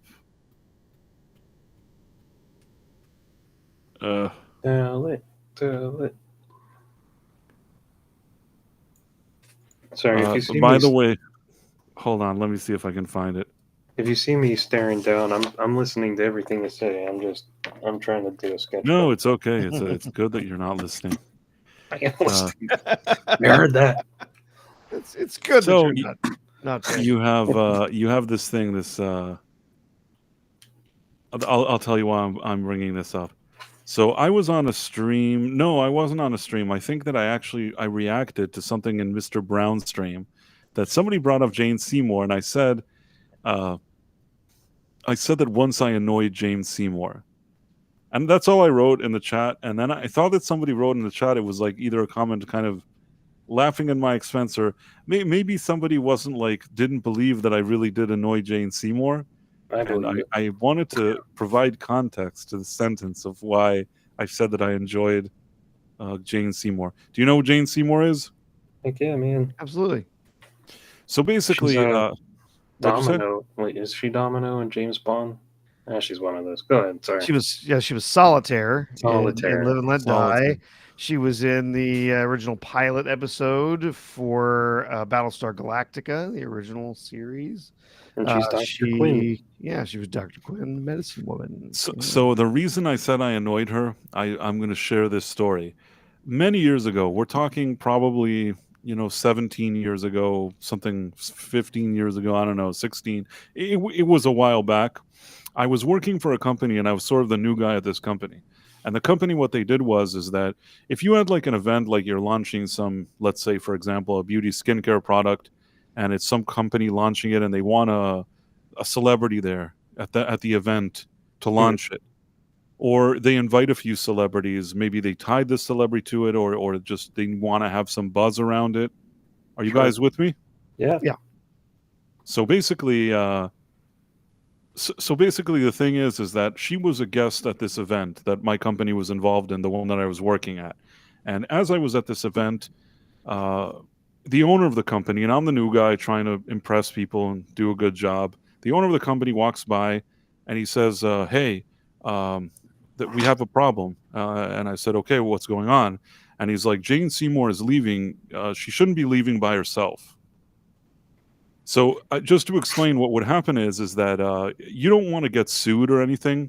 This was in New York City. She needed to leave like this kind of event place, go into Hmm. like a lobby hotel that's very big, then out onto the street, just walking on the street. And at some point, there was a place there where there's like a driver who's waiting for her, like a car service of sorts. Sure. So basically, he just said to me, "You got to go after her. Just make sure that you personally escort her out of the building, and that she gets into her car service or whatever it is." Now, I hadn't spoken to her. It's not like I'm the guy I'm hanging out with Jane Seymour. Anybody's like talking to me, especially not at that point. Later on, I was in a different place.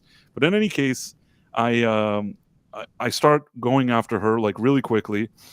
She's already leaving the thing, and then as I walk up to her to tell her that I need to escort her out of the building, some other guy comes along and he wants to escort her out of the building. And I don't even know who he is. So I start explaining to him, like, hey, back off. I'm the one escorting her out of the building. And this guy's really annoying me because, like, I'm supposed to do my job and I don't know what he's doing there or why he's trying to, Could have been a weirdo. I don't even know until this day who that was. Bottom line is, while I'm arguing with him, she runs into the elevator and goes downstairs. So now I lost, like, it was, I had one job, the one thing that I was supposed to do, and I couldn't do it because she was already in an elevator. So I take the next elevator down. But the problem is, in mine, I waited a few seconds until the elevator arrived. So I'm in the lobby, but she already walked like a big portion of the lobby. So I run really quickly, and I managed to catch her sort of going out of that spinning door, like the Superman door. Mhm. She walks outside, and like I'm out of breath. I'm like running after her, and I'm like, excuse me, like I need, and I'm probably like panting. I'm like, I need to escort you to the thing. And then she looks at me. She's like, I don't need you to escort me anywhere. Like, I don't. She got really annoyed. She said it in this nice British accent, but she's like, I don't need you to escort. I can do it myself. Like, I don't know. She like barked at me in the most pleasant British way, and then I just like didn't know what to say, so I kind of just froze. So at this point, I just stood there. I sort of watched her walk a while, and like there was a guy there, a car, and I kind of saw her go in there, but I didn't walk with her. Mhm. So basically, it was a disaster. I had one job. There was one thing I was asked to do, and like I completely mishandled it. I did everything really bad, and the only interaction I had with her is that she seemed really annoyed and that she wanted me to go away. You had one job, Steve. I really did have one job, and then I like went back and I went back into the event, and the guy that owns the company, he said, did everything work out with Jane Seymour? And I said, absolutely. And that's my interaction with Jane Seymour, that she got in, she was trying to run away, and like I was trying to escort her to a car. Good man. I like the lie at the end. It really ties it together. I mean, at that point, what was I going to say? She did get into her car, like technically. I mean, Well, she got into a car. They had guns. right? She did something. Yeah, there was a car. She got into it. The car left. That's, what else is there to say? Empress and M says, and that's when she met Diddy. I don't think that she met Diddy. I don't even want to say that. I think we'll leave our stories here now. Oh man, yeah. Dr. Quinn, Medicine Woman, was a staple in our house. My mother watched every episode of that show. She was big into westerns, and yeah, she And enjoyed handsome native men with long hair and One Punch tomahawks. fan is saying that there has to be more likes here. And I agree. If you're watching this and you're enjoying it, or if you just joined recently and you're enjoying the stream, make sure to do a like on the like button. Somebody asked about Diddy. I'm contemplating if to say something or not. Do it. Should I say it? Sure, why not? I'm gonna. I don't know if I should say that this is. I don't know if I should say this story or not, but you know what? It doesn't matter. I'll give the very, very abbreviated version of the story. I was once at a party where I was going to go to a party, and this was Diddy's supposed party. Okay, and when I say Diddy's supposed party, I want to just clarify. This wasn't one of those things where I'm like going to his home or weird yacht or something like that. This was at a club in New York City where apparently he was gonna make a special appearance. Now, I know today when you think of Diddy, you think maybe of other things, but at that time, if there was a party and like he's going to make a special appearance there, you kind of figure that the party is going to be good. I know that doesn't seem likely today, but at that moment in time, this was actually a thing. So I went to this party, and at the end, what happened is that maybe like at 1 or 2 a.m., he walked in there, was there about 15 seconds, and left. And everybody loved it. I don't know if everybody loved it. I actually don't think people loved it at all. And I suspect this is just because I was involved in this kind of stuff with appearances and things like that. I suspect that he arrived because somebody paid him money.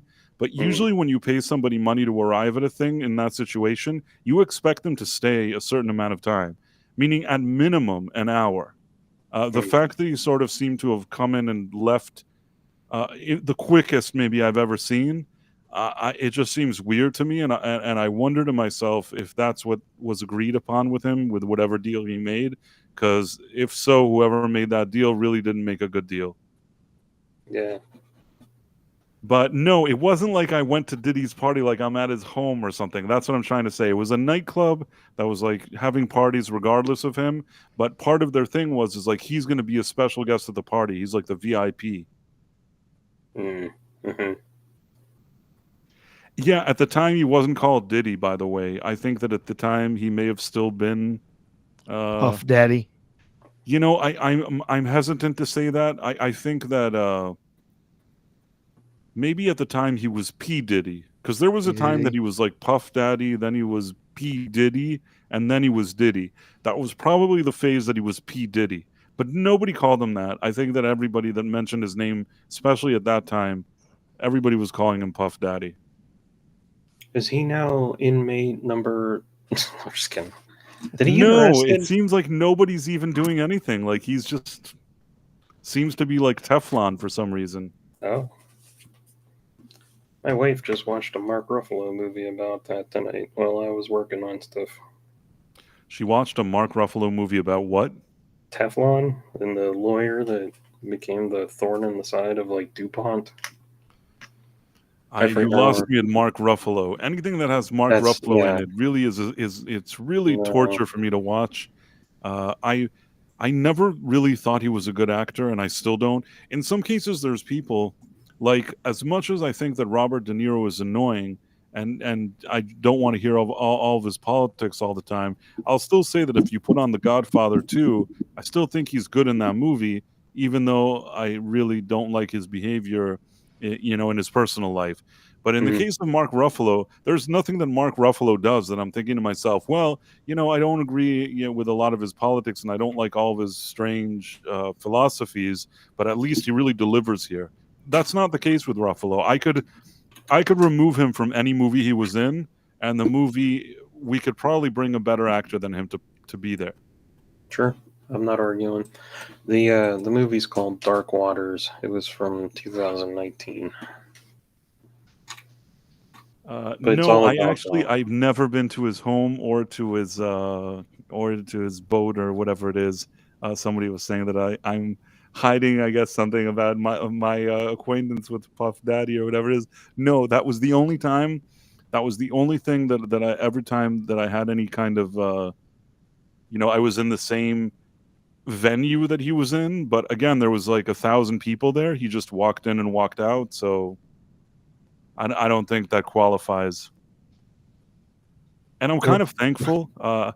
It's probably because I'm not a super important guy, so I guess it wasn't necessary for him to hang out with me on his yacht. But you know what? I'm okay with that.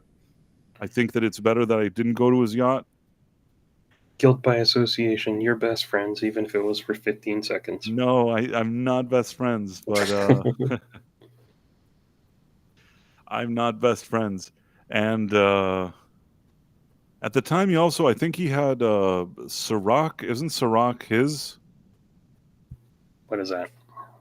Isn't that like a vodka or whatever it is, or something? Oh, sure. I was thinking like a hot sauce. The only reason I'm remembering it because somebody once pitched, when I was working with companies on events, you could book Diddy for like a Ciroc event. Crazy amount of money that you pay this guy to come there, and you have to agree that you'll buy a certain amount of liquor and all this other stuff. But even though I myself have never been a fan of his, even before all the scandals now, that guy knows how to make money. There's nothing I can say. Sure. Even that party that he walked in and out in 15 seconds, somebody must have paid him for that. Oh, yeah, no doubt. If you can get money for walking in and out of a place and doing nothing, then you must know something about business. I mean, I think that there may be some other issues there, but can't completely dismiss his business instincts. Also, with that vodka thing that he did, the Ciroc and those events, that was also shrewd. I mean, I've never been a fan. It's not that I love every rap to begin with. There's certain old school rappers that I like. Diddy to me, never seemed like especially a good rapper. I feel like he saw that Biggie died, and then he tried to capitalize on that and pass himself off as some kind of rapper. But honestly, I don't really consider him anything. I don't. Not really. Not for me in any case. But in any case, so that was Yeah. that, and that was the Jane Seymour thing, and I will stop sharing. I explained. Are you drawing, Sean? What are you doing? What are you drawing? Show us. I'm working on a sketch cover. Commission. Yep. Sketch cover. Well, yeah, actually, yeah. There's a dude here that was like jumping. Awesome. Very nice. Yeah, thanks. Somebody says, Phantom Monk says, those days he was such a D-bag. I was a D-bag, or he was, or both of us. Yeah, think- Diddy. Yeah. I feel like that never changed. I don't know if in those days he I was. don't I think think it I don't. I think it it's ever kind of like a changed. constant until this very second. Yeah. So I never had a positive opinion of him in his attitudes or behaviors. no, I didn't have a positive opinion. Again, I don't want to say, it's not like I sit around and think one way or another about him. I don't know the guy. That was the only situation that I was ever in the same venue as he was, and don't really know to say much more about it. Sometimes there's a lot of accusations in the press. You don't know what's true and what's not. I don't really know Mhm. the guy. I can just say that when it comes to music, I've never been especially fond of his brand of music, whatever he makes. But that's just me. I'm not the biggest hip hop fan, but there is some old school hip hop that I do like better than other kinds, I guess. I miss the '80s type that was all like positive. It's tricky And to he kind of rock and roll, campy. rock and roll. It's tricky. Yeah, that. I met this little girly. Her hair was Her hair kind was of kinda curly. See, it's classic. It's To fun. rock that, right? That's right. On time to rock. It's tricky to rock. Right. It's cool. I Yeah, like it. man. Like, yeah. I was So- listening to the Humpty Dance the other day, and I was like, "This is wonderful." There was something very innocent about those early raps that, like, it's hard not to enjoy their charm. I also think there was some cool stuff happening in the '90s. Uh, there were different styles and different things. Even when it got a little more serious, I think there was some cool stuff, and there's things that I certainly enjoy. But much like with even rock music or pop or anything, from the year 2000 to 2005, everything just went to shit, in my opinion. And from 2005 until today, it's just continued to deteriorate. Mm-hmm. Mhm. Yeah. Agreed. Adam Gray says his music is made out of talented people's music. Yeah, I mean, that's always something when you have these kind of samples, when some guy is taking everybody's samples and then making it his own. You have to wonder, yes, it's a talent to know what to do with samples, but there's something about it that you're not 100% sure how much talent the person has. Run DMC is cool. Run DMC is cool. I like Run DMC. That's a good band. I like the Beastie Boys. Somebody asked me when I was doing singing the other day, like when I did a late night singing thing, somebody's like, sing a Beastie Boys song. And I'm just like, I don't know how that would work. I probably wouldn't do a good job. And And they're like, "That's the point." they didn't even say which song they wanted. They didn't say, oh, do this specific song. I think it was Empress NM, I think, that said it. I don't know. That was like, do a Beastie Boys song, but nobody said what Beastie Boys song to do. So couldn't really do it. So I Even if did they did all say, of I don't know them. what I would do. Yeah. What'd you say? So I did all of them in one new remixed version. I guess No Sleep Till Brooklyn, but again, No- nobody would buy me if I Yeah. did that song, I think. Yeah, I don't. That would be sabotage. Yeah, I tried. Yeah, sabotage. Yeah. I mean, I don't think I could convincingly do that track. Like, it would just seem kind of lame. It'd be But worth the entertainment, I guess, for your audience. maybe it would be entertainment, but I suspect it would be too cringe for it to be entertaining. Not me. You Never. didn't respect it. You didn't. request the Beastie Boys. Somebody did in that stream that I was singing, and they're like, "Oh, can you end with Beastie Boys or something like that?" And I said, "Well, what song?" Even though I don't even know if I could do it. And then they didn't answer, so don't really know. If you could afford to license Led Zeppelin, I could hand you a hit single in 2 weeks. I see what you mean. That Puff Daddy, he had that Godzilla song, "Come With Me."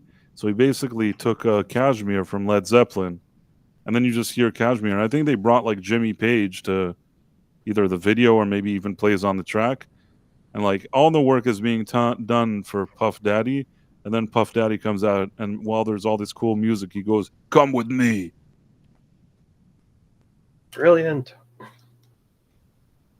So it's like,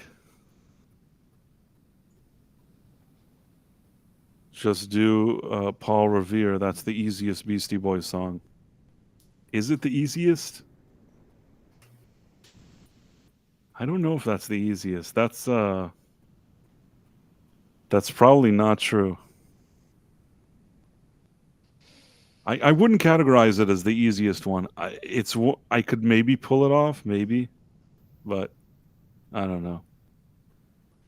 Do you guys know Paul Revere? Not personally, not since he took off on that horse. No, it's the track. I'm just kidding. Here's a little story I got to tell about three bad brothers you know so well. That Oh, one. I know that.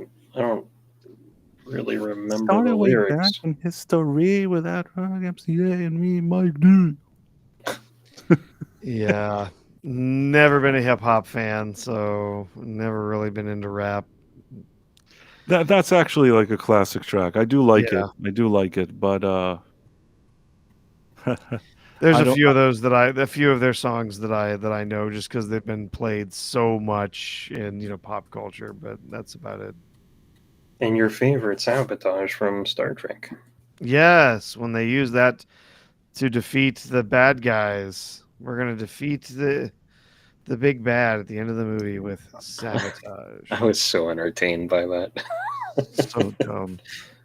I know all you guys all have problems with those movies, and they are all justified, and I recognize them, but I'm Yes. still entertained by the first and third See, I one. think the thing is, I think with that third film, I'll be honest. Like, if it were not a Star Trek movie, Yeah, if it were just some other generic sci-fi something, and it didn't have to have any of the trappings of Star Trek, they didn't try to pretend it was Star Trek. They just made it some generic, crazy sci-fi thing. Like, I might have been more interested. I might have been more okay with it. that's It was just trying to put all of that. Yeah. That's what I agree. a lot of people say about the first one too. It's like, oh, it's not Star Trek, but it's fun, fine, whatever. I will say that the first one is the one that I had the best sentiments towards. The first one, I think that I walked in there not really expecting much. I saw it and I thought to myself, well, they're trying something different with it. Yeah. It's not exactly like the old stuff, but it's kind of a fun popcorn movie. Mm-hmm. I wasn't familiar with J.J. Abrams and his shtick then. I kind of, as a one-off, thought, okay, this is all right. But that second one, that they tried to recreate the Wrath of Khan so poorly, I think that that's where they really slipped on a banana.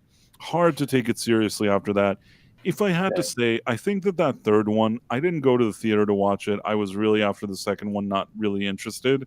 But I think I was on a plane and it came on and I actually watched it. Relatively speaking, I think I agree with what you both said. If it wasn't a Star Trek movie and it's just like dumb space movie that I'm watching on a plane, it probably would have been fine.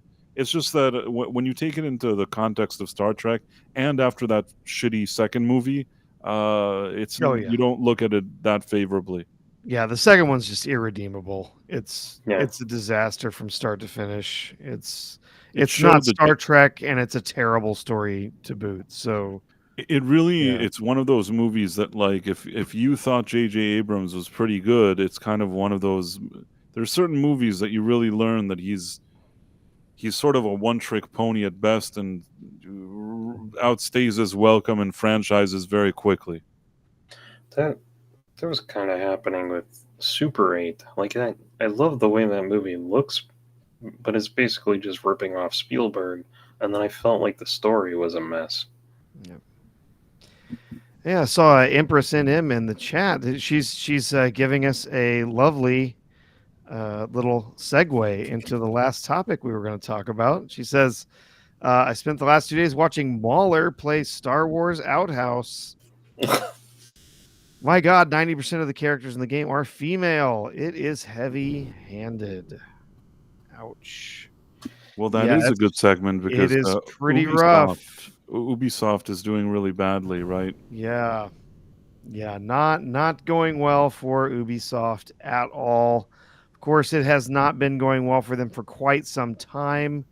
If you go back to 2021, their stock was in the 80s, and as of today, it has continued its crash down into the teens. It was about $11, I think, at closing today. So their stock is doing very, very poorly.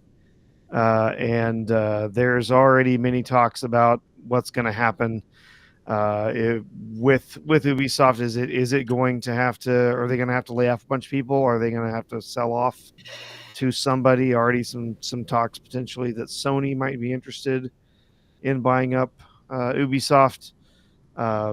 And a lot of people saying, well, hey, they've still got Assassin's Creed Shadows coming in November. That's Yeah, going to good be the luck one with that's that going to one. save them I thought because Outlaws has been a I don't big, think so. big disappointment.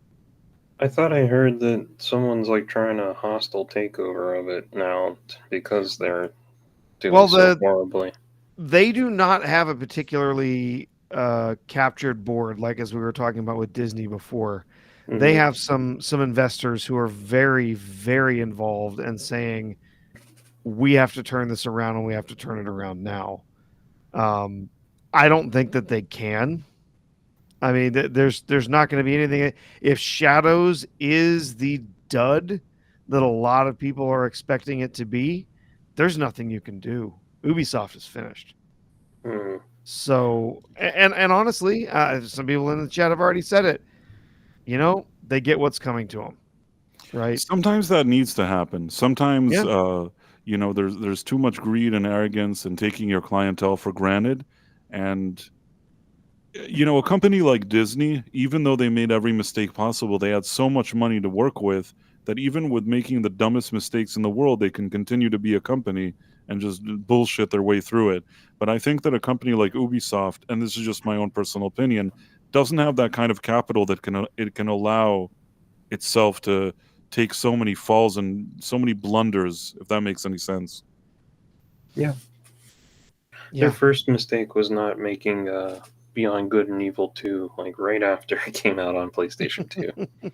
That's just my personal gripe. I agreed. They really should have made a second in that series right away.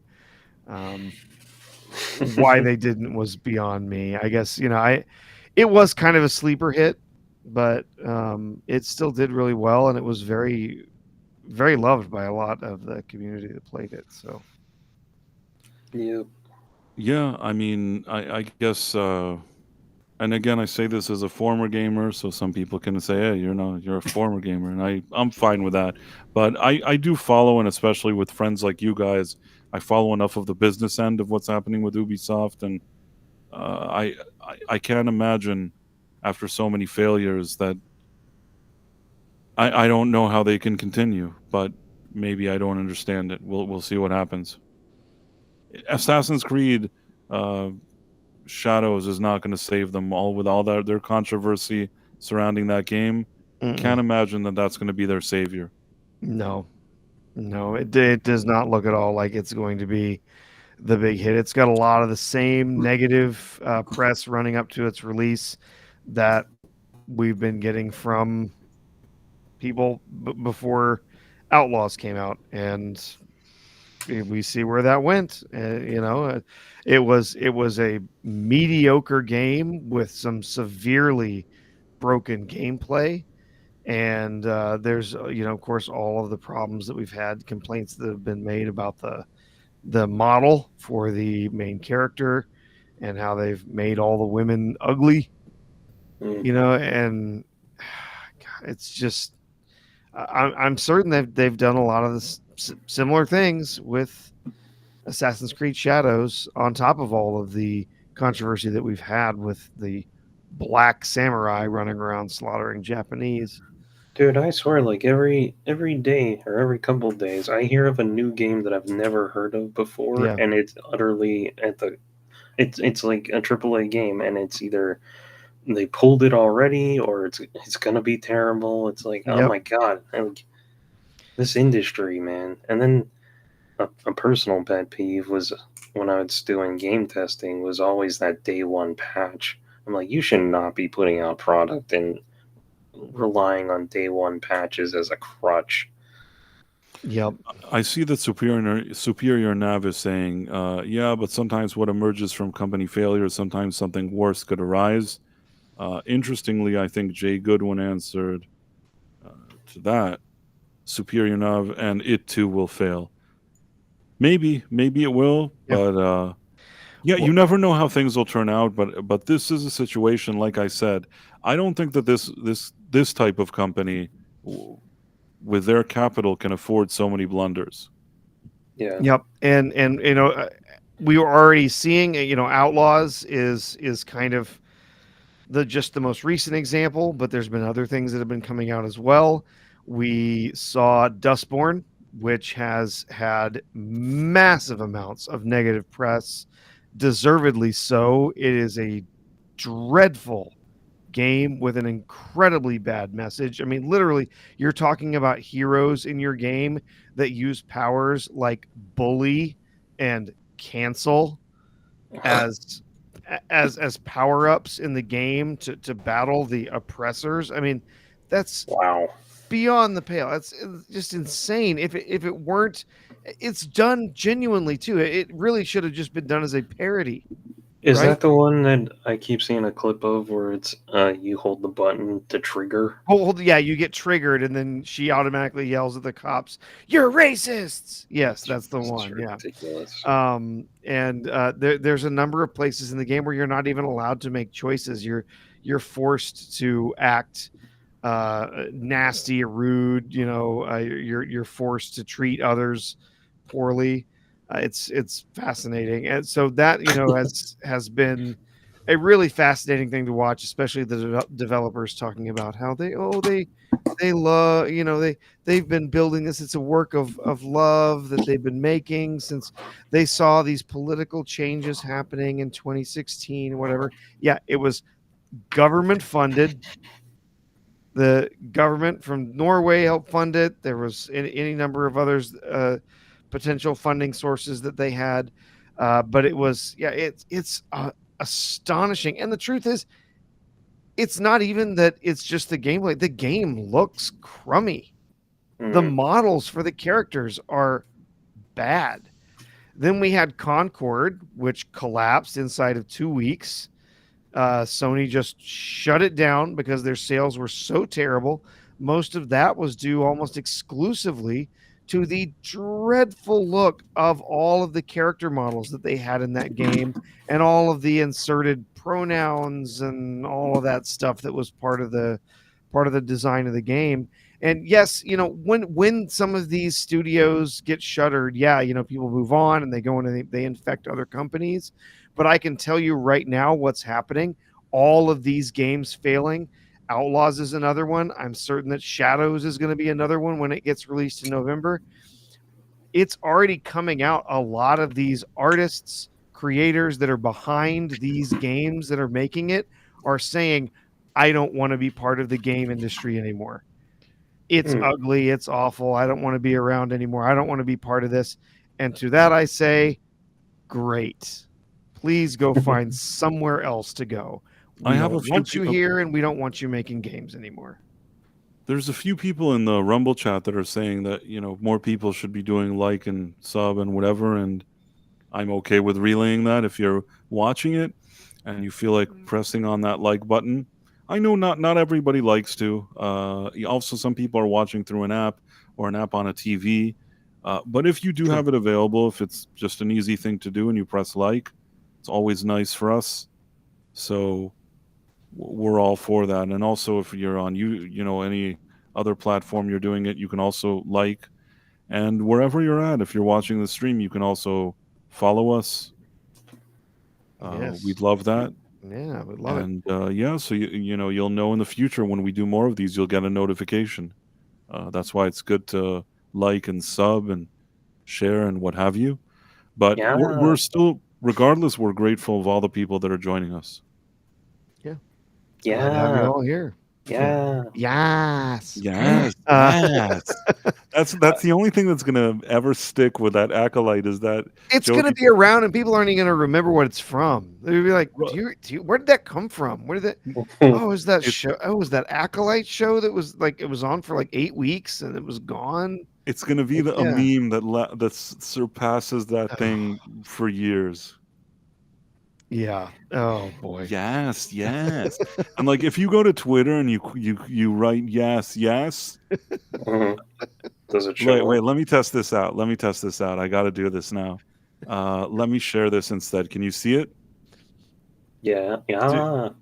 Did they assign a special emoji to yes, yes? Let me just see what happens if I write yes, yes. Okay. Let's see if this comes up. Oh, I thought that we not would see seeing it. Yeah. Bummer. I was sure we had a yes, yes. Okay, let's do something else. Somebody What if call I you write? on. What if I write yes, yes? Because I'm pretty sure that I saw it. I know you're going to think I'm crazy, but I think that I once entered it. Do you need to spell yes with like 6 A's? Okay, let's see for a second. There's If I write several acolyte, S's. does it come up? Acolyte. It has to come up. There has to be a meme. It can't be that nobody's ever wanted to post this. I feel like I have. What happens when you do Jody Turner Smith? Okay. There's a yes, yes. Yeah. At least you have that. It's filed under Jody Turner Smith. We'll have to make our own GIFs.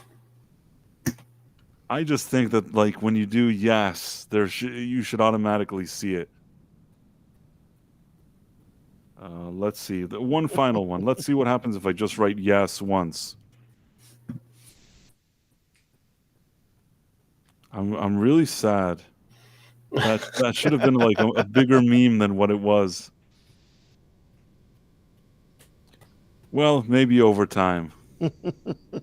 So Do you think the power of many? Yes, the power of many of us posting that can make it happen. We can. If you do the power of many is a meme. Yes. The Disney will make more Star Wars, and there will be memes in the future, memes to come. We've lost this day, but don't worry. I mean, there is. If you do the power of many, you get this thing, and if you do Jody Turner Smith, you get this. But I do need it to be under just yes without the. I still cannot get over whoever it was that edited up the Vader saying the power of one, the power of two, the power of many. I didn't see that. I don't know what you're talking. It's so excellent. I think who's been playing it a bunch? Yeah, it's from Empire Strikes Back, but someone's edited that up. Yeah. With Vader saying that. And I don't even remember they played it a bunch. I think they played it a bunch on WDW Pro. So probably someone in his community put it together. I don't know, but maybe. Yeah. Oh, it's hilarious. Vader, the power of one. And Luke's just like staring at him. No. Now that you're saying it, it's starting to sound a bit familiar. Yeah. I think I know what you're talking about. Now that you said with Luke staring at it, it's the part with "I am your father." Mm-hmm. Yes. Yes. Oh, okay. Yes, I think I've seen it. Anyhow, so I guess back to Ubisoft. Do you think that there's no way? And the stock? What were we looking at their stock price? Well, yeah. I mean, it's collapsed. But it's not something that's happened just over the last few days. In the last In the last week, I think they've lost 10% of their value or something, but that's nothing compared to what they've lost since 2021. They've lost like 80% of their value since 2021. So they're in bad shape, and profit wise, yeah, it's even worse. Money wise, they're doing pretty poorly. uh, Obviously we don't know everything that's happening with that until they get to having to report to their shareholders at the end of the quarter, but it is not looking good. Orders for Star Wars Outlaws were way lower than they were planning, and I think that the same is going to happen with Shadows, with Assassin's Creed Shadows, and so that it's gonna be it's gonna be bad. It's gonna be real bad for them, and I think there's definitely gonna be layoffs, or they're almost immediately going to start talking about selling off the company. It's going to be Microsoft or Sony most likely that would pick them up. I doubt that EA would have any interest in adding yet another studio to their group, Oh my especially god, I if forgot they existed. yeah. Did Oh yeah, Sweet they're Baby Inc. Did Sweet Baby Inc. have ties to Ubisoft? well, directly I don't know. I think they radicalized themselves. I don't think they needed help from Sweet Baby Inc. to do it. Well, they're really Uh, dumb. This is a if classic. you, For lack of a better term, I think I don't throw this term around a lot, but I think that the people that like to say "get woke, go broke," yeah, I think that in this case it's a bit literal. if you go look at some of their promotional materials, if you look into some of their internal documentation and things, they were one of these very they're one of these companies that was very much hating on white men in the company, trying to get them out of the business. They were offering all sorts of incentives for women and minorities to come in and work. So yeah, I mean they were getting rid of a lot of their talent and replacing it with diversity This is from hires. John F. Trent today. Ubisoft mentorship program developed at Ubisoft discriminates Yes, against males based on their sex. It's interesting. that's really common in a lot of businesses, or has been in recent years. They'll say, "Oh, we have this program over here, and you get all this extra training and everything, and oh, but it's only available to you if you're a woman or a minority. You can't, Hmm. if you're a man, you can't come over and do that training." And in fact, that was I cannot remember the name of the guy, but there was a guy at Google who was eventually chased off from the business, who was saying this stuff years ago, saying you can't do that. You can't create a training that's only open to someone of a certain sex or only open to someone of a certain race, because that's discriminatory. And people there lost their minds. So hey there, Matt, how you doing?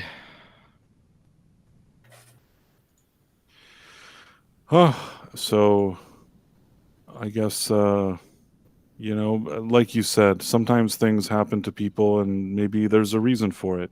I Yeah, see that Joshua Calkins is here. How's it going, man?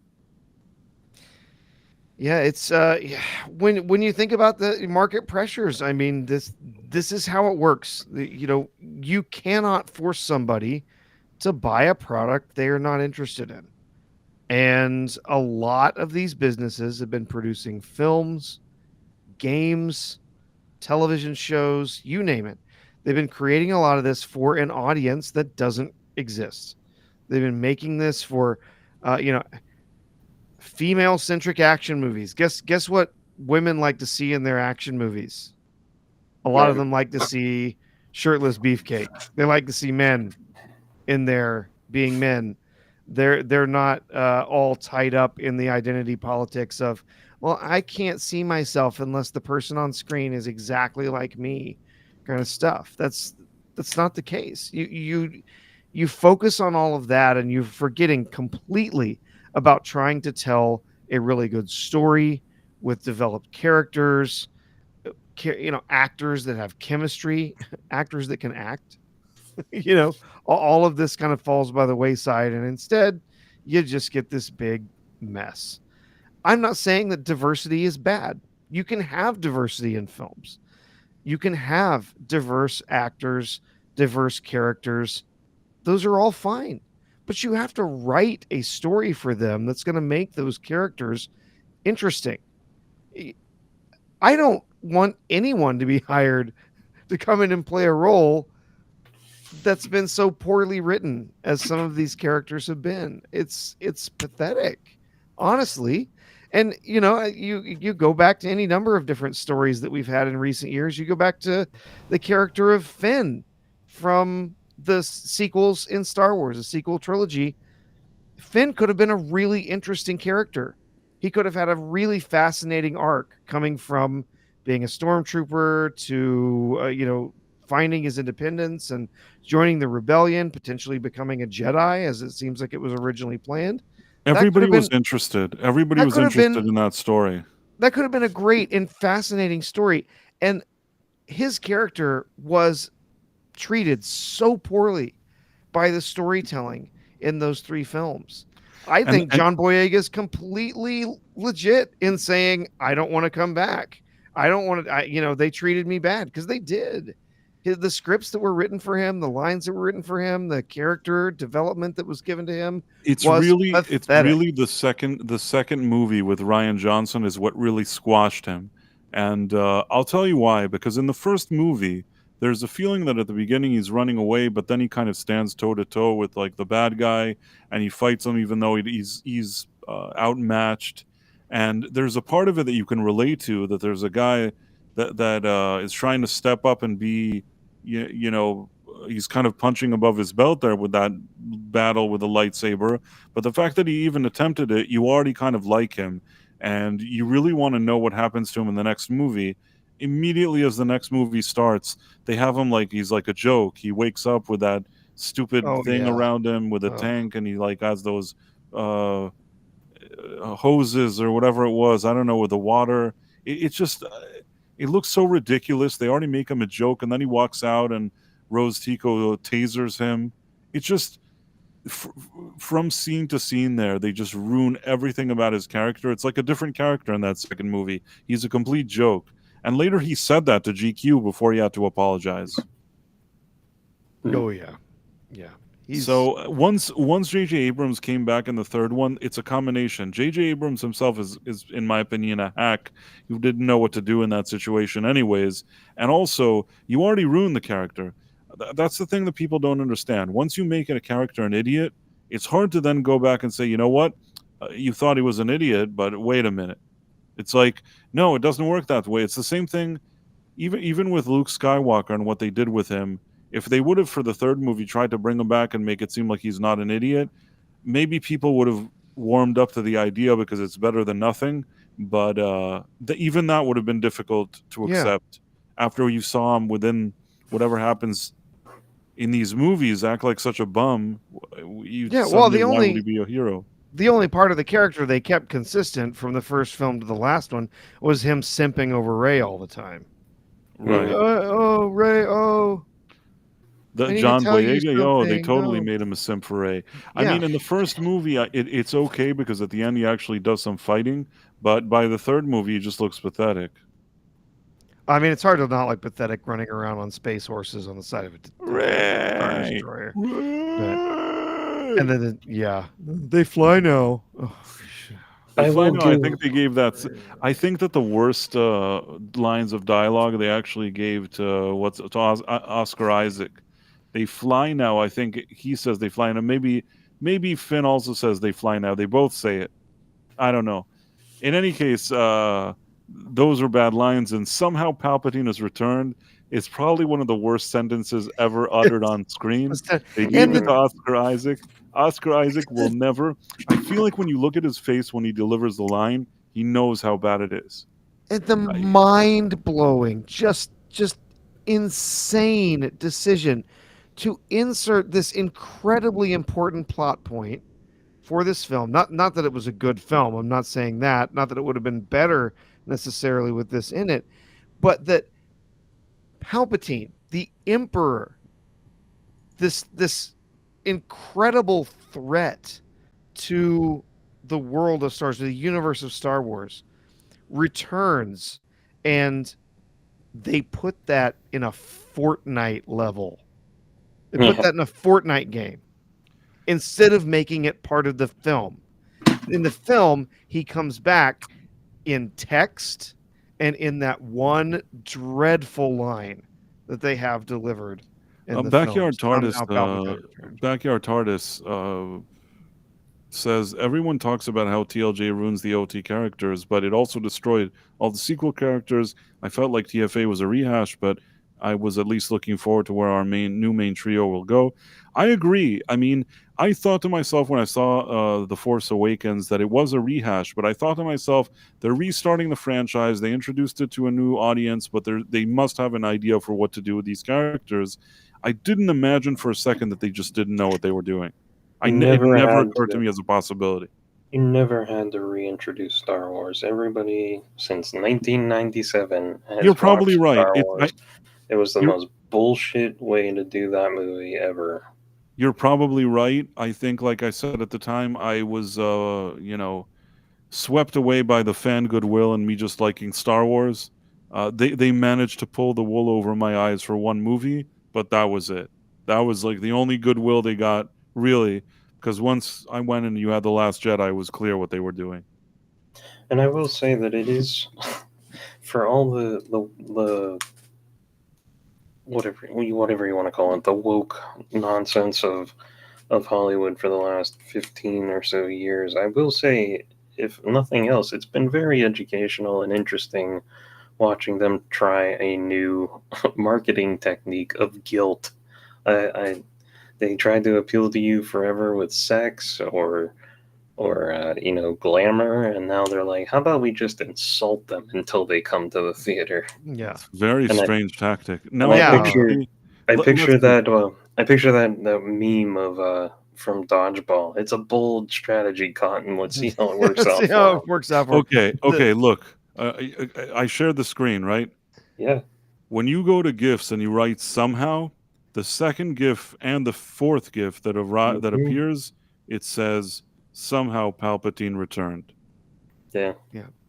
So not even that I wrote somehow Palpatine returned. I just wrote somehow, and the GIF is already there. So I guess the reason I'm saying it is that years have passed since the rise of Skywalker. I do think that eventually you'll be seeing more options for the power of many, and you'll also get a yes. We can only hope. I believe it's going to happen. I have a feeling that in the future there will be more options for gifts, from memes from the Acolyte. And our children will ask us, and we'll say, we were there. Totally. Yeah.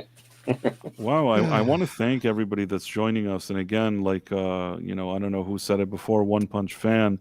If you're watching this and you're enjoying the stream and you have the option, make sure to like and subscribe.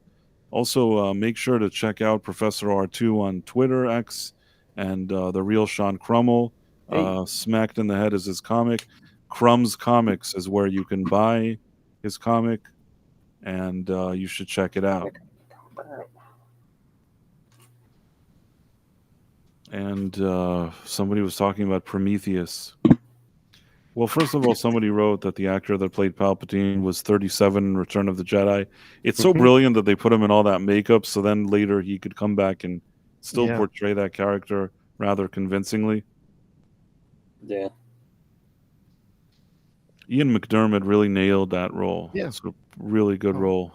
He's a very classically trained actor. He does a really, really great job in that role. You could tell he's a very kind of theatrical actor. Yep. He does a great job. He totally does. I mean, he does what he can do in the last film.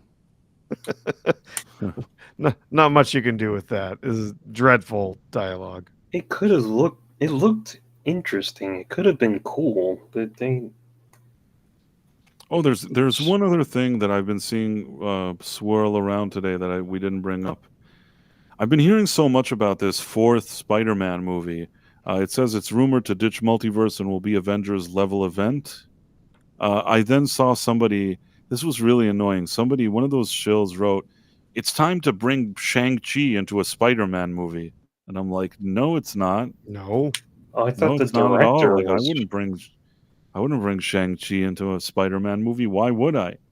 I That's thought. like the I don't want to say the kiss of death, but I mean, why would you want Shang-Chi in your Spider-Man? I thought I saw that the director for Shang-Chi was gonna do a movie. Another mistake. I don't think that there's worse movies, if I'm honest, than Shang-Chi, even though I didn't love it, but there's It's worse Marvel movies than that. sure. It wasn't the worst that could have happened, but at the same time, it didn't look like a movie that I said, "Wow, we got to take this director and let him do Spider-Man." No. Nothing about that movie spelled Spider-Man 4 to me, and the fact that Marvel are even thinking this is a good idea is strange.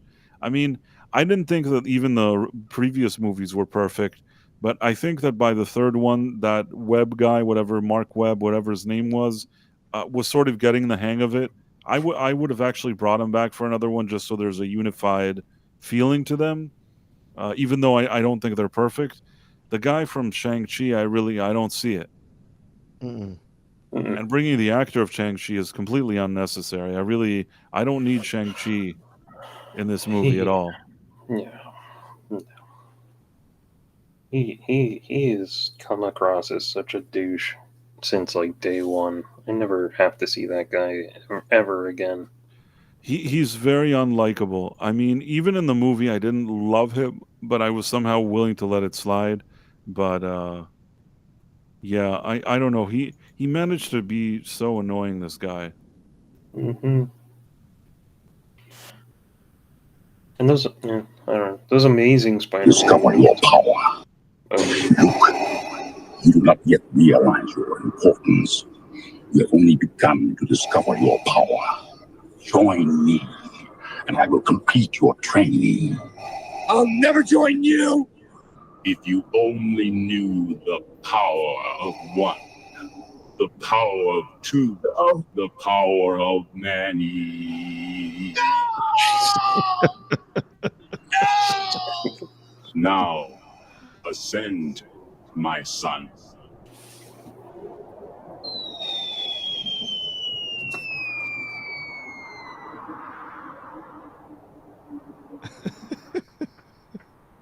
Excellent.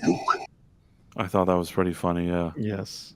Well, and then we know, the I Vader. want to thank the Backyard TARDIS for sending me the link to that. Thank Yeah, you. yeah, great. Thank you, Backyard TARDIS. That's Hmm. awesome. Yeah, and of course we know that Vader can pull whole starships down out of the sky with the Force, and we've seen in videos that they can reach down and they can catch people who are falling. So really, Vader should just be reaching down and catching him as he falls down the shaft and lifting him back up to the top. Right.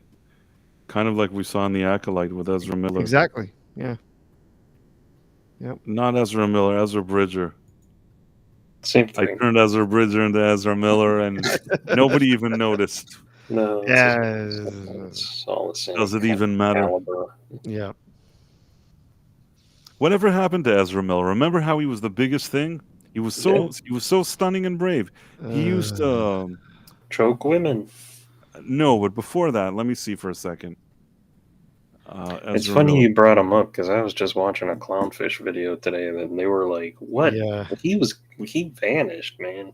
Well, yeah. I mean, he went full on psycho real fast. Yeah. He used to. I'm trying to find, some pictures. Starting a cult, punching fans, bothering Breaking young and entering. women. Yeah. Getting arrested and then claiming that he's a T and you can't touch me. So this all is sorts of funny stuff. Yeah. because Ugh. I see an article from 2023 where they wrote Forbes. Ezra Miller may still have a future as the Flash, despite James Gunn's shakeup, and that's from who wrote it? Oh, I remember Eric. that. Booger. I mean, Ah, it's the booger. I don't know if his friends call him Booger. I don't know for sure if that's his nickname, but some people have suggested. I don't know who those people are either.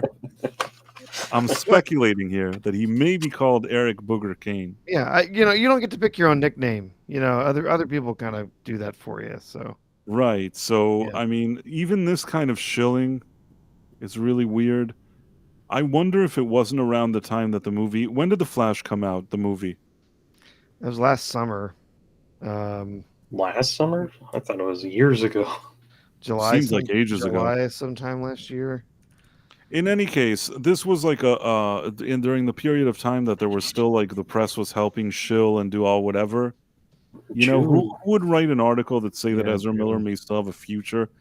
The guy was doing crazy things, and I guess that's one of the reasons why I don't fully trust this Eric or Eric Booger Kane or whatever you want to call him. I when I posted a video this week, I posted a video on my main channel, or just on like a non-live video about Forbes and how they were targeting YouTubers. Somebody Mhm. said, "Well, that's one guy at Forbes. There's a guy that he's super cool, and the super cool guy is supposedly Eric Kane."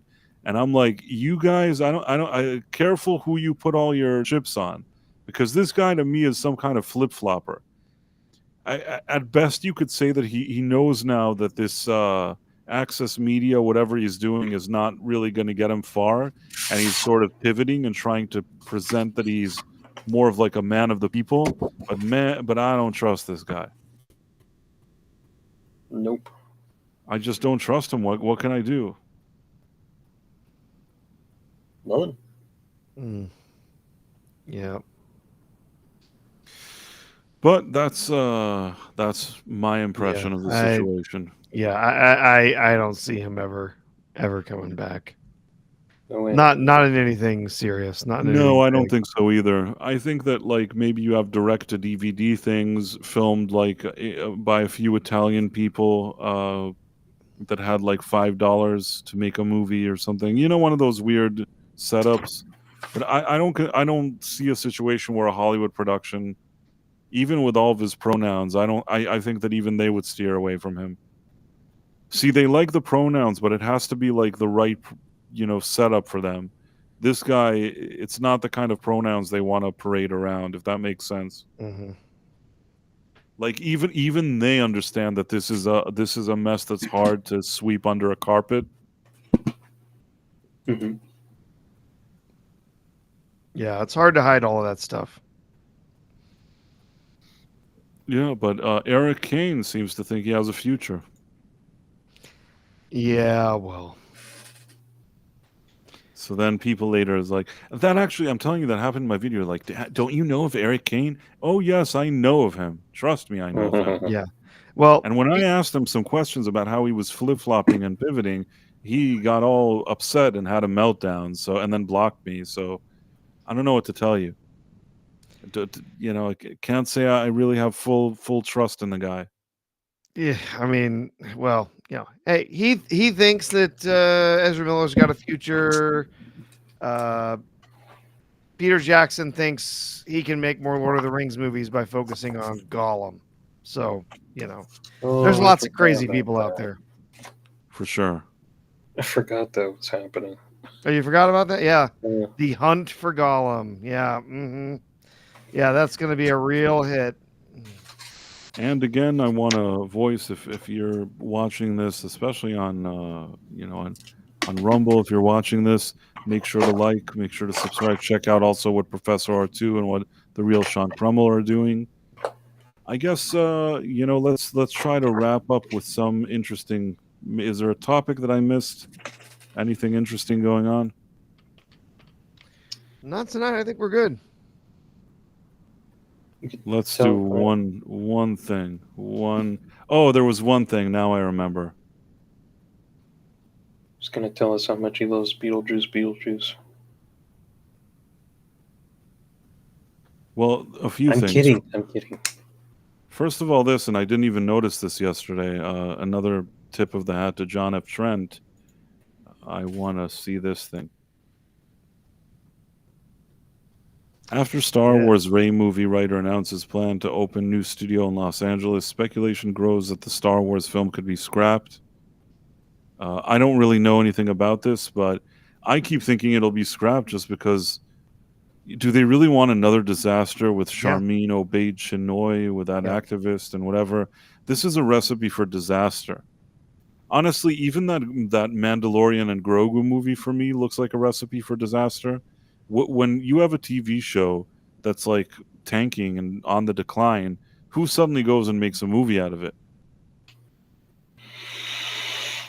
No one. Uh, Back in the I- day, you would make it at its height of popularity, Yeah, yeah. like the X-Files after season 5, which is where Right. I would have ended the series and then made the movie the Yes, final. I that show never knew when to end. It's like they wanted to make more and more and more, and I don't know why they couldn't just leave well enough alone, because those early seasons were great.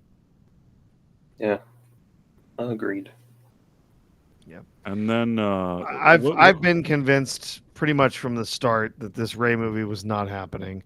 When they came up and introduced her, it came out pretty quickly that there was no script. Then Charmin Obaid Chinoy was out there making a total ass of herself. And so far, ever since that announcement, which has been 2 over a years, year I now, think. 2 I years think now, it's been 2. almost. There's been absolutely no development. Nothing's moved forward. It's still floating around in pre-production, and so yeah, I don't think the Rey movie is ever happening. I don't think they would be dumb enough to do it. But then they've made some pretty dumb things before. They made the Acolyte, so Hmm. who knows? But yeah, it sounds like perhaps some of the people who had originally been slated to be part of the Rey film making that have departed or moved on to other projects. So who knows?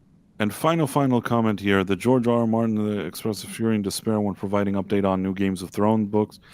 He said something today that because he was so involved in all these other shows, it took away from his energy to write The Winds of Winter. And I feel like, man, does this guy have so many excuses? I feel like he's never going to write this book. No, he's not. He'll croak before it's finished, and someone else will try and pick it up and finish it or something. It'll be a disaster. Kind of, But yeah, I think it's a disaster. I think we're misunderstanding this title here. It says he's provide when he's talking about everything that he's not getting done. Everyone's assuming he's talking about working on TV shows that he's involved in. As I think what he actually meant was watching television shows. He's sitting around. He's really, really desperate for that new season of Project Runway. He's been waiting for that for years, and he's really anxious for that. He's also looking forward to having a convicted criminal as part of the Dancing with the Stars this next year. He's really looking forward to that too. I think he just had his thunder stolen with them doing a final season. Like that would, I feel like that would kill your motivation to finish. They kind of ran ahead of him and finished up the story. He should have already finished that book even before. He's had too many years to do this. I think he's super annoying, but yeah, I guess that teaches you a lesson that if you're going to adapt something, make sure that you have all the books. If there's something that you're waiting some guy to write a book, maybe don't adapt. It's like they were doing the Del Toro Hellboy movies, those two, and Mike Mignola that does the comic. I heard he was like, I need to hurry up and come up with my ending before they do it in the movies. Yeah.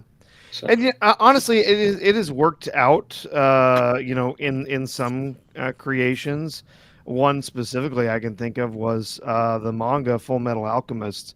It was made into a television show well before the series was finished, and so the original artist kind of gave her ideas to the studio for them to go and create the rest of the animated series, because she was nowhere near finished writing the actual manga herself, drawing it out and writing it.